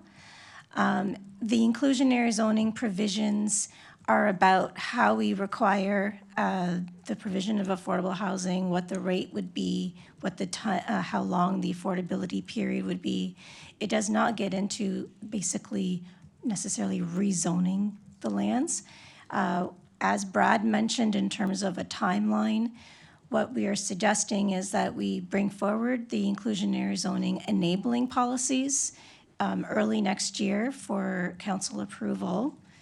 And then when we bring forward the community planning permit bylaw for Midtown, we would incorporate those inclusionary zoning provisions in the Midtown bylaw, and it would be implementing the Midtown official plan policies. if we choose to proceed with using inclusionary zoning in Bronte Go, it would be implementing the Bronte Go policies in terms of density and height. And it would also include the requirements for affordable housing. So it's not intended to be another rezoning exercise, but it's new provisions within the parameters of our official plan policy direction for community growth. So I hope that answers your question. It does. I'm just trying to think of it from the developer point of view. Exploits. I mean, is there any way to creep in to try and add more to the stock? I guess we'll see what answers we have when the next round comes to us. So thank you. Thank you, Councillor. Councillor Haslet-Thiel. Thank you, through you, Mayor Burton. First of all, thank you for taking me back to university in September. It felt like I was going through the textbook, and I'm kind of glad I'm not in university right now. So the data was really helpful, and I want to make sure my questions are helpful as well. Can you just help me with the target? So so you've laid out very clearly we have an affordability issue. And you've laid out clearly that there's two age ranges that in particular struggle, and that there is low and there's 10 deciles, if you will, that of which 6 of them at least struggle with affordability. And I'm going to use the developer's letter because I think they laid out something quite that we need to understand. If the projection is, if your target is saying this is what you're going to put in your official plan, what I'm not understanding is how we would achieve that, because IZ is only 5% in PMTSAs. And so it's a heck of a target to say, well, we're going to have 10,600 will be affordable ownership housing out of the 15,650. Help me with the gap. I'm not understanding what you're telling us in terms of how we would achieve that through the private community. Okay, so I wasn't the professor, and through you, Chair. Oh, then I might have passed. Okay. But I'm going to try and answer your question. The fact that we've written a housing needs assessment, this is a very new product that municipalities are undertaking. It was basically mandated by the federal government to do so. And also, if we wanted to use inclusionary zoning, we needed to do this kind of an analysis. But I really think this is very new for the development industry to have a report from municipalities that tell them this is your market. They always say we want to build to the market, but they don't necessarily know what that market is. And what we've done through this process collectively is now we're saying this is the housing market needs of Oakville. So those numbers are reflecting what is the projected need, and we're letting them know if you want to get sales and have renters, this is your market. So ideally, let's work within that, work towards providing them what the market needs. The other reports in terms of the inclusionary zoning and the community improvement plan are ways that we can help facilitate achieving.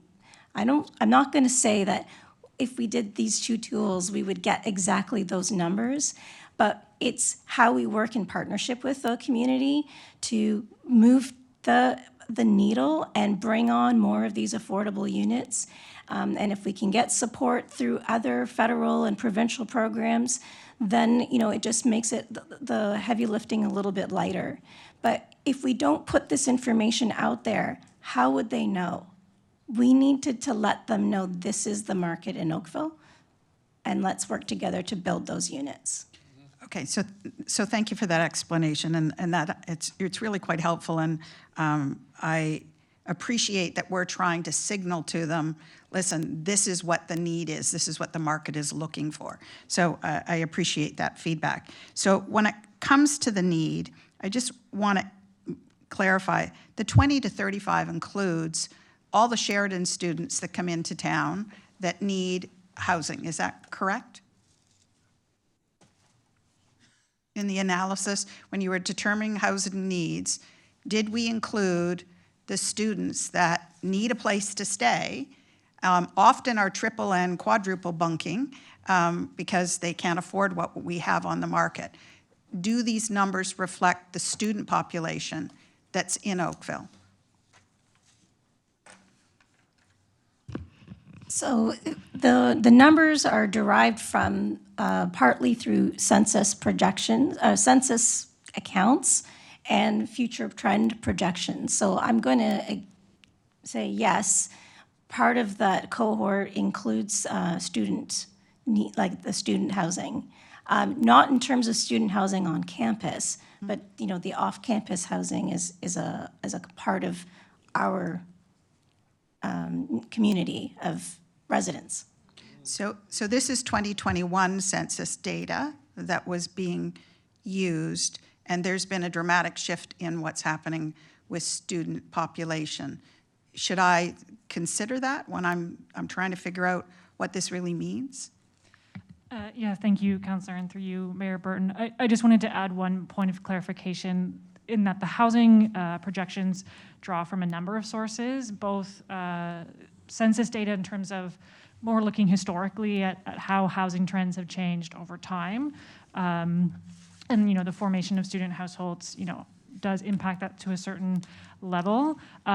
It also draws heavily on the analysis done by Watson and Associates in terms of just general population projections, which goes much more deeply into other factors that will sort of impact the overall population in Oakville. So I don't have the details in front of me, but I believe that would have been accounted for. But that is a major input when we're talking about sort of the numbers of households and what we anticipate. That is a major input that goes into it. Okay. So could you just double clarify? The report says that age group, among as well as the other one, are not finding housing here. So even so, given students being here, we're still all this material seems to say we need housing for that age group as well as the other age group and for the seniors. Is that not I want to call us back to what the three main thrusts were. Mm-hmm.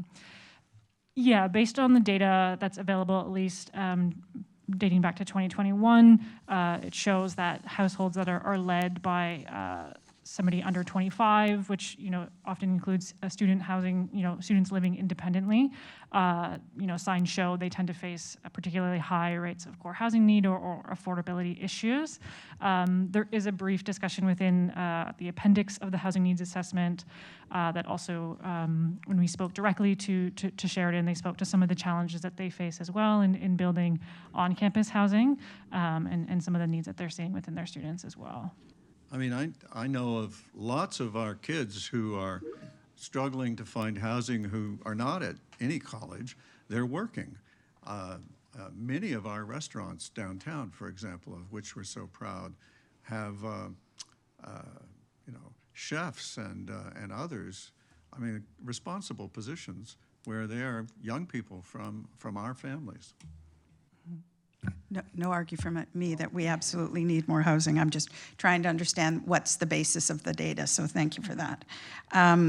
In terms of some of the contextual questions in here, so there was a question earlier by one of my council colleagues about height and whether if we include affordable, will that change the maximum height?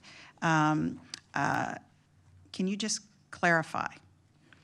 Because it reads to me like one of the suggestions is that we would give more height to get more affordable. And in Midtown, we have an FSI max, which the CPPS would address.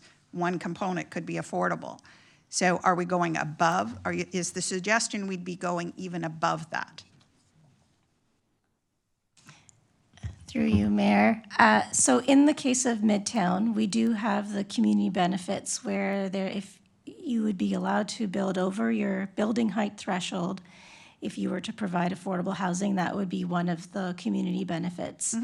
The question, so in that case, like with or without inclusionary zoning, that is already something that we're contemplating is affordable housing could give you taller buildings. When we develop the inclusionary zoning provisions along with the balance of the CPP bylaw for Midtown, there may be a consideration of whether it's above and beyond the IZ units or including the IZ units. I guess that's something that we'll need to figure out. The other thing I would say in terms of inclusionary zoning, it works best when you implement it at the same time that you implement the balance of your zoning provisions for any community. So which is why we're recommending, we're already working on the CPP bylaw for Midtown, so this is the time to bring in the IZ units, the IZ provisions.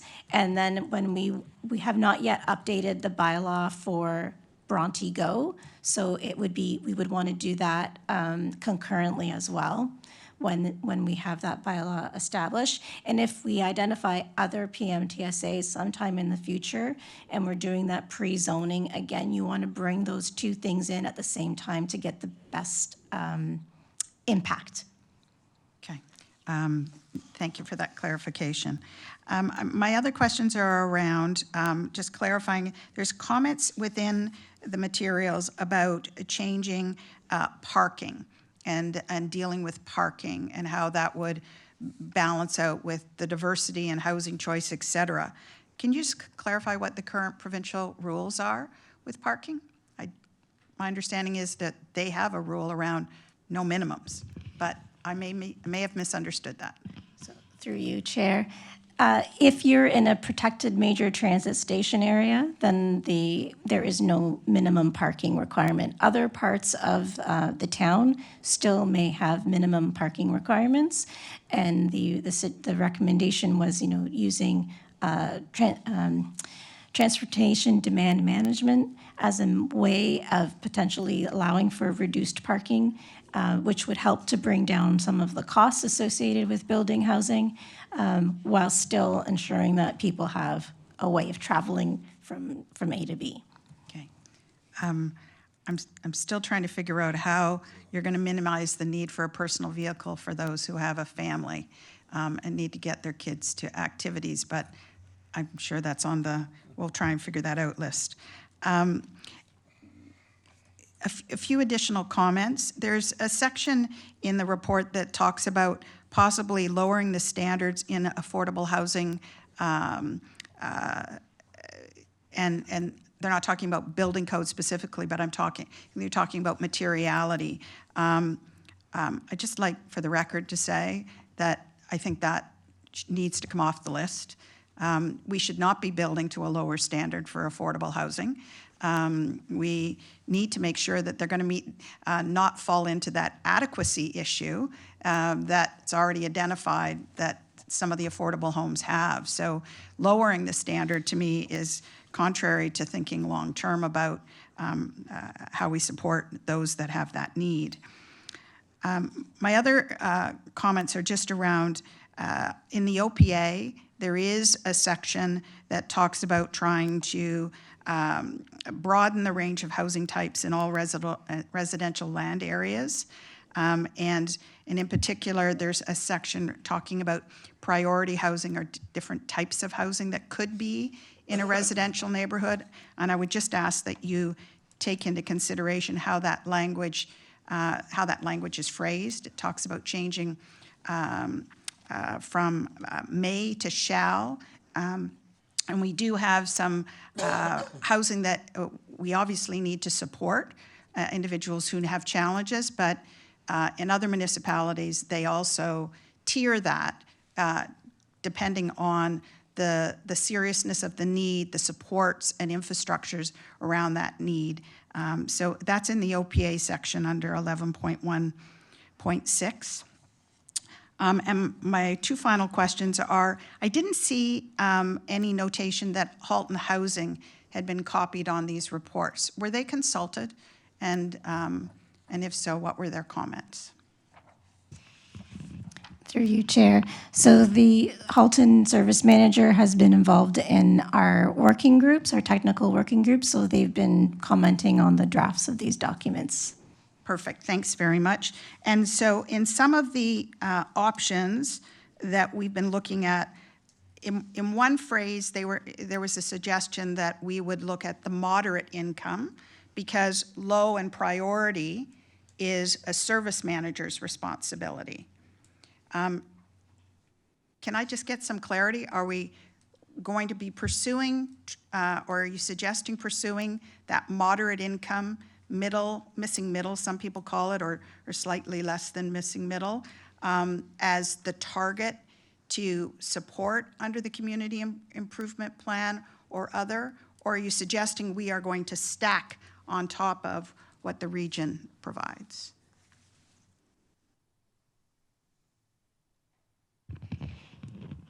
Through you, Chair. I think the suggestion in the CIP background report was that if we were going to develop a program, we would target the moderate, only because if you start to try and get the deeper affordability, the gap becomes much broader, which would mean it would be much more difficult for the town to be able to provide that, the assistance or the incentive. And the thinking was that there is, the housing service manager is kind of looking after that or to the best of their ability, looking after that cohort. So if we were going to create a CIP program that was meant for market housing, we would be targeting the moderate income where the housing service manager doesn't target. So we'd be sort of filling in that piece. Does that make sense? Yeah, I didn't, what I would say is when you come back, resonating and trying to show those options a little bit more. Okay. Because I felt like we're going into priority need, but no, we're not going into priority need. And so who's got the ball and who's going to be accountable for it? And I think the region tries very hard to do a wonderful job around, chipping away. As Councillor Knoll said, this is a long-term issue. Yes. So some clarity on that would be helpful. Thanks very much. Thank you, Councillor, for bringing that one up. I think the note that would help everybody on this is it's the housing manager, the service manager at Halton is the local end of the province. This is Ontario's duty and Ontario's job, and to a degree, this is also Canada's job. And so I took heart that we were going to focus on the part that is that's not covered by them and that we still have a gap in. I think the other point that came out that I'd like to underline is that all of this work is intended, among other things, to support our case for grants from Ontario and Canada down the road. It may be that we'll do more if there are grants and less if there are not. But without the work, we don't have as good a case for those grants. Councillor McNeice? Through your worship, you sort of took the words out of my mouth there. I would agree that, I think this gives us the tools that we need at the municipal level to do whatever we can related to housing, but we're sort of a small fish in a big pond here as far as what we can do. And it certainly seems like the feds in the province are showing a genuine interest in making some changes go forward. So it'll help us be a partner at making this happen. I just have a couple of questions just about the CIP, the Community Improvement Program. So just to clarify the geography of it, because I know we said that with inclusionary zoning, that would just be at the PMTSAs. The main GO station and Brawny GO station. CIP would be townwide though, correct? Through you, Mr. Mayor. Okay. Yes. Oh, yeah. Townwide, yeah. I believe we also have a CIP for brownfields as well in Oakville, or do we have other CIPs in place? Through you, Mary. Yes, we do have a Brownfield CIP, which is also up for review. And so we're going to try and coordinate bringing forward the CIP along with any updates to the Brownfields one, which does also include an affordable housing component. Okay, and I know that CIPs can be used for a variety of things, including facade improvements and streetscape things and stuff like that. Is there any value to broadening while we're at it, creating the CIP bylaw, broadening sort of the definitions of what it can be used for? I believe Councillor Maris had a request in for a CIP in Brawny for 5 or 6 years or so, or to explore that. Is it easy to just broaden that definition list, add the brownfields to it, and sort of be efficient and create a wholesome CIP, or is it better to stay focused on the housing and just clean up what we already have? Through you, Mr. Mayor, I'll offer a brief opinion and then I'll turn it back to staff, that the CIP is implementing multiple programs that in the financial analysis we're going to do in phase 2, we're going to look at 4 possible programs. Trying to look at also brownfields and also look at facade improvements and also look at other types of programs all at the same time makes for a very cumbersome, long process and greatly increases the types of communities that you need to engage with. So in my opinion, having a focused affordable housing CIP, a brownfield CIP, and a business improvement CIP is the most efficient way and effective way of handling this general tool to implement multiple programs. Through you, Chair, I'll build on Dalton's comments. When it comes to the CIP, there's a certain bucket of money that the town will have. And so it's really about, how do you want to prioritize using those funds? So that's one thing to take into consideration. The second thing, and building on Dalton's comment, is there's nothing to say that we would have an applicant could come in and say, these are all the types of things I'm interested in. And if we had additional CIP programs for facade improvement, for example, it could be tacked on to the affordable housing program, and then they would be eligible for the whatever the programs have to offer. So it could be one application, but dealing with several programs.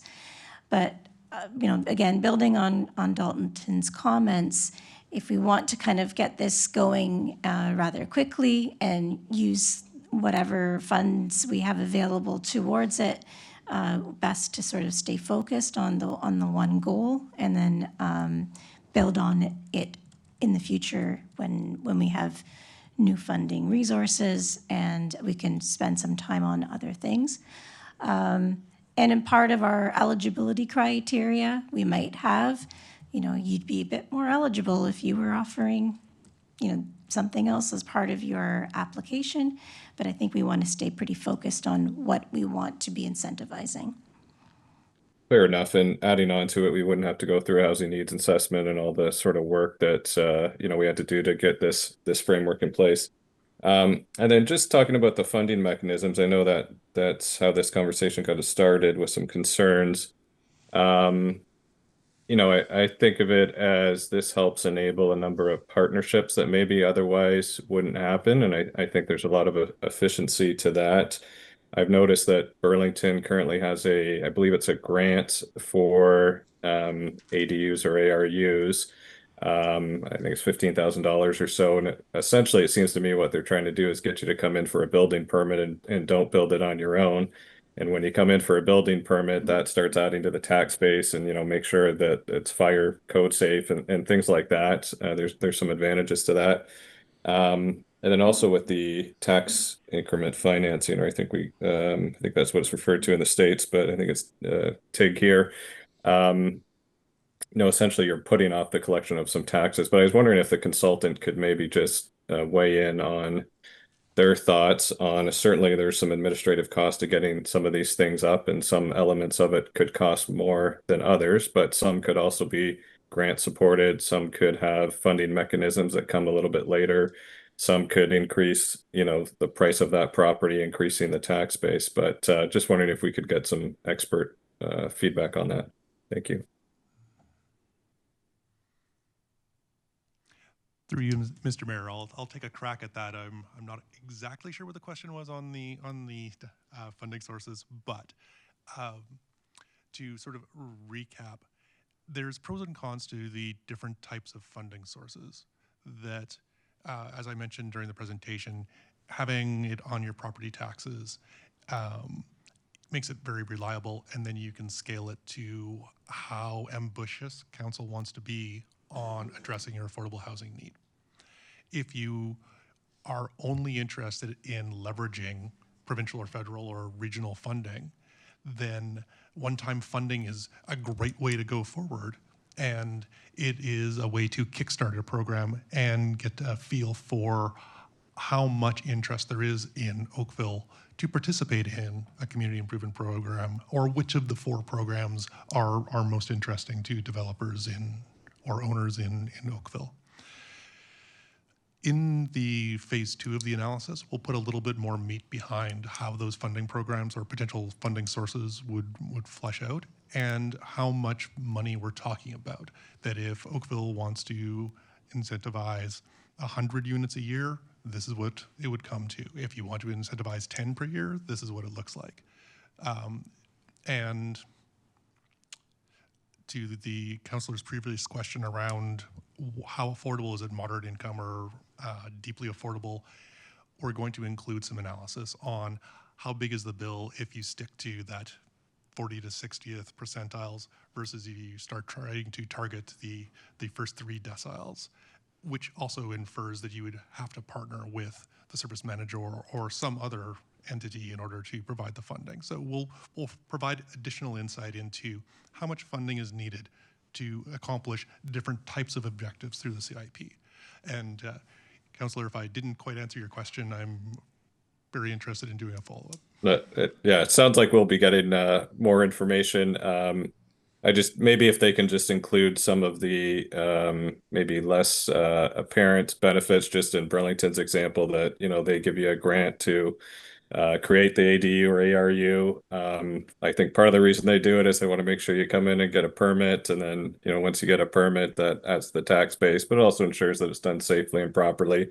So maybe just some of those less tangible benefits, or if there's reoccurring, or if it's tax increment financing type or things like that, that you may in fact start recouping it some, but it'll be a bit later on. So thank you. Thank you, Councillor. Councillor Adams. Thanks very much, and I just wanted to thank everybody for the conversation about the student housing question. On page 174 of the agenda, we have section 3.2.5 covering student housing, and in it, it talks about student enrollment at Sheridan potentially declining by 30%. And I just wanted to check on that 30% figure, because I met with the Sheridan Student Union a week and a half ago, and their understanding was that the change in the international student numbers for Sheridan was predominantly going to impact their other campuses as opposed to the Trafalgar campus. And so the 30% reduction that's cited in the report may not be accurate for the Trafalgar campus. I mean, there might be some impact. They might move programs around, who knows? But I think that figure ought to be checked on, which raises a couple of questions for me. One, I wonder if our staff could give us an update on the task force that we had planned with respect to the Sheridan College housing work that's going on. So that's my first question. Maybe I'll stop there and see what our team might have to say about that.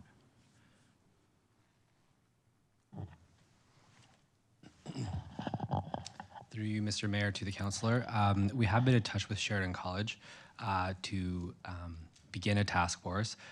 When we were embarking on doing the housing needs assessment, they were involved in our focus groups.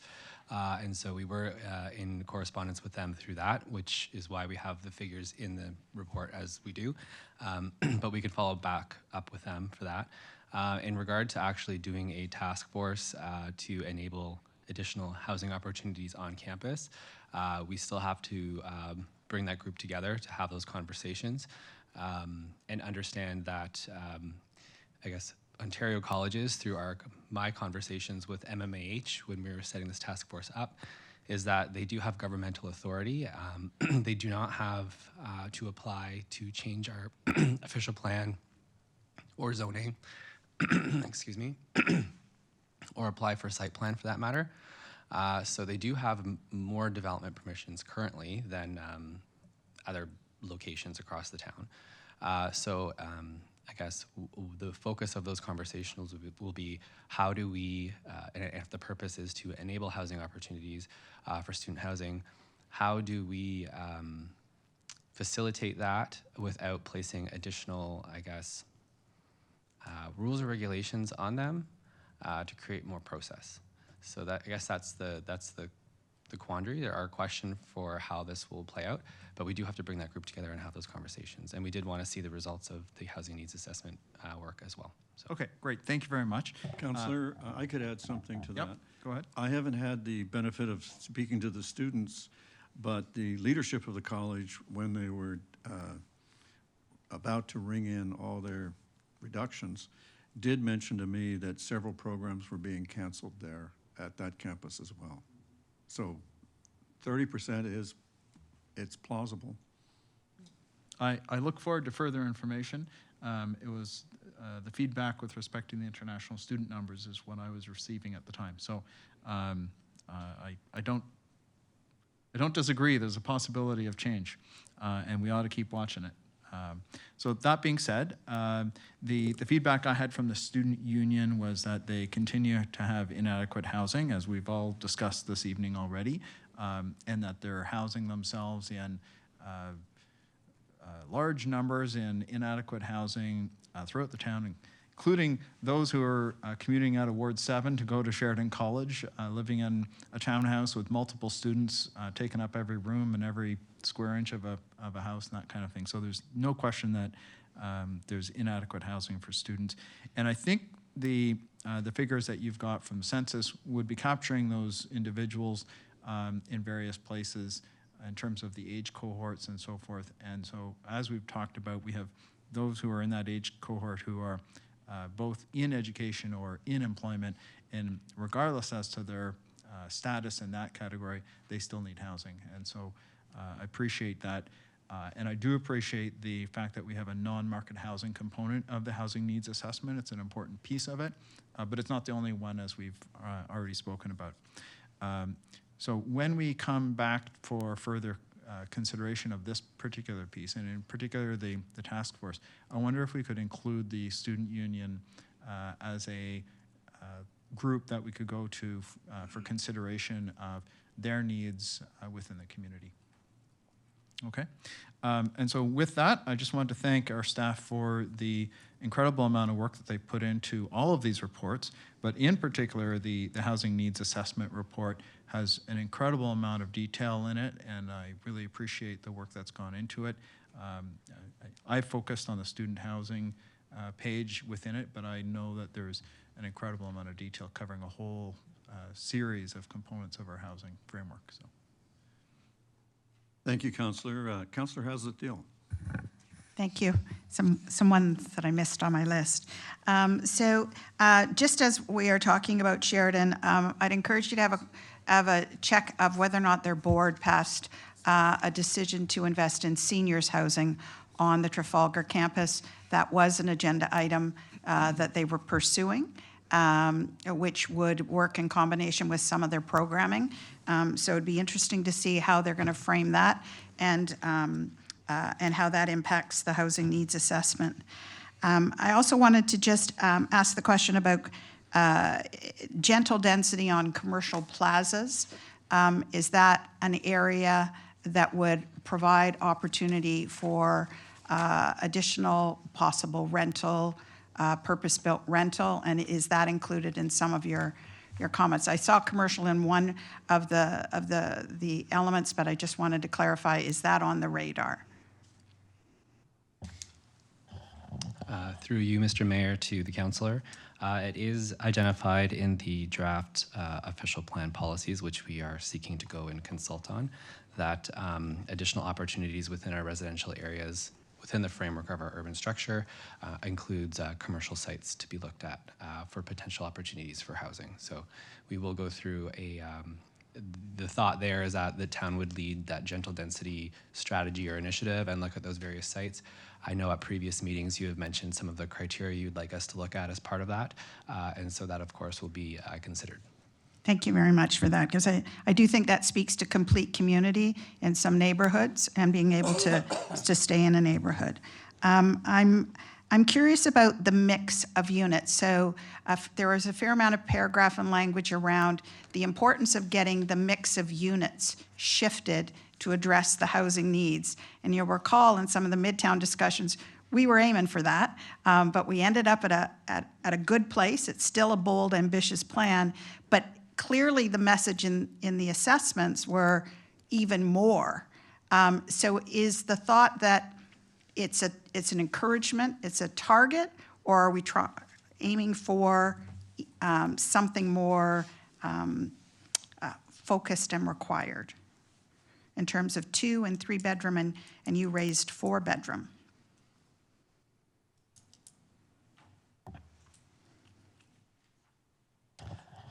Through you, your worship, to the councillor. I know that there are, I guess, and help me out if I stumble here. With community improvement plan programs, there's opportunities to focus on specific segments or specific unit types that would be eligible to take advantage of those types of programs. So that's something, as an eligibility criteria, perhaps that's something that we could look at. And of course, if we are looking at, we've introduced targets in our draft policies, which look towards how the breakdown of need. They aren't required. They aren't a shall policy.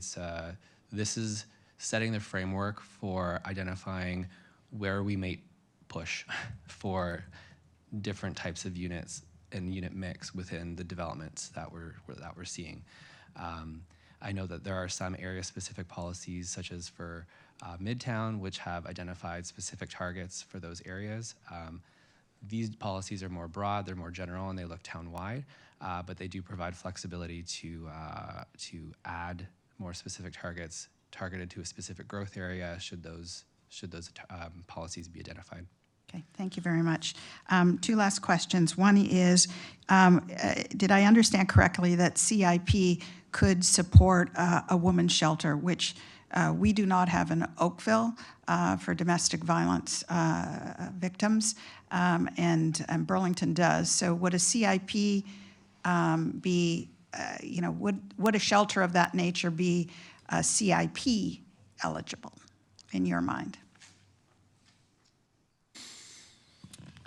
Through you, Chair, I guess a shelter is not a home. It's a temporary facility. When we develop the CIP program, we can develop it in any way you would like. But I would suggest one of the suggestions was the housing for priority households that would be led by nonprofits. So in that regard, a housing facility that's targeted to a certain demographic is a potential program that we could look into as an eligible project. Thank you for clarifying that. My last question. In the developer letter that we received today, it alleges that if the town is seeking family-sized housing forms that have a lower cost to build and could therefore be sold at a more competitive price, 2-bedroom wood frame townhouse units, stacked townhouses, and low-rise apartment buildings can be produced at a lower cost and shorter construction timeline than high-rise concrete housing can. Is that a true statement?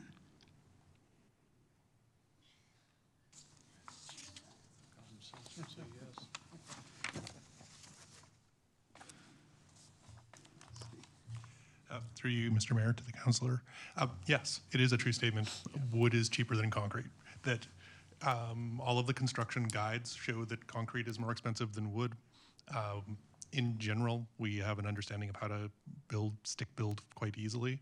I think that there is a really strong opportunity to do more modular building.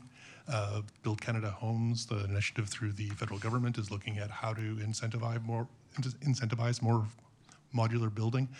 Much of that would be wood frame. Okay. Thank you for answering that.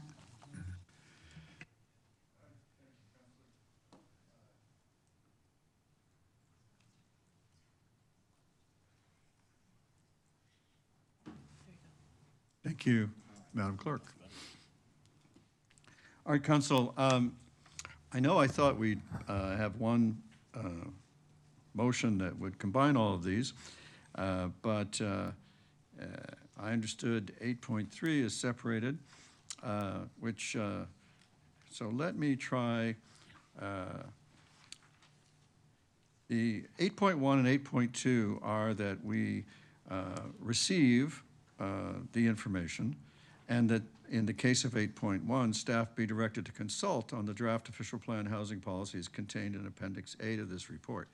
Could I have a mover and seconder for that? Councillor McNeice, and his hand is right in my ear here, Councillor Longo. Any objection to the motion? Madam Clerk, there's no objection. That carries. On 8.3, Councillor Haslett-Deal, would you like to move something? Mayor Burton, I understand the importance of this being included in Midtown, but I would like to refer it back and move to refer it back for staff to answer some of the core questions that came forward from a large group, even though they are not necessarily building in a PMTSA. They've raised some questions about financial implications and viability, and I think we all like to listen to all the stakeholders, and so I'd like to refer it back for one cycle just to have the staff have an opportunity to digest it and give us some clarity on the feedback from the developers. Is there a seconder? Sure. Councillor Elgar, thank you. Is there discussion? Is there an objection to the motion? Madam Clerk, there's no objection. Councillor Haslett-Deal and Councillor Elgar, your motion carries. All right, what do we want to do about 8.4? I got an idea. Councillor Elgar. Okay, through you, Mayor Burton, I would ask that we also need further analysis on this. This could have huge implications on the taxpayers, and I must say the consultants did a great job in their one-page analysis of funding mechanisms and implications. We just need more information on what the implications could be. May I And offer would you ask that. some wording for what I think you want to do? Okay, I'd love that. That council receives the information, that the report is received for information, and that staff refer the report back to staff for the financial information, the financial phase, to enable council to evaluate its options. I really like that, and also that means it doesn't go to the public until we have better information as a council ourselves. I thank you. You're welcome. You need a seconder now. Oh, there's a forest. Councillor Chisholm. Is there an objection? Madam Clerk, there's no objection. That carries Councillor Elgar and Councillor Chisholm. We now have 6.1 and 6.2, the confidential items. Let me ask,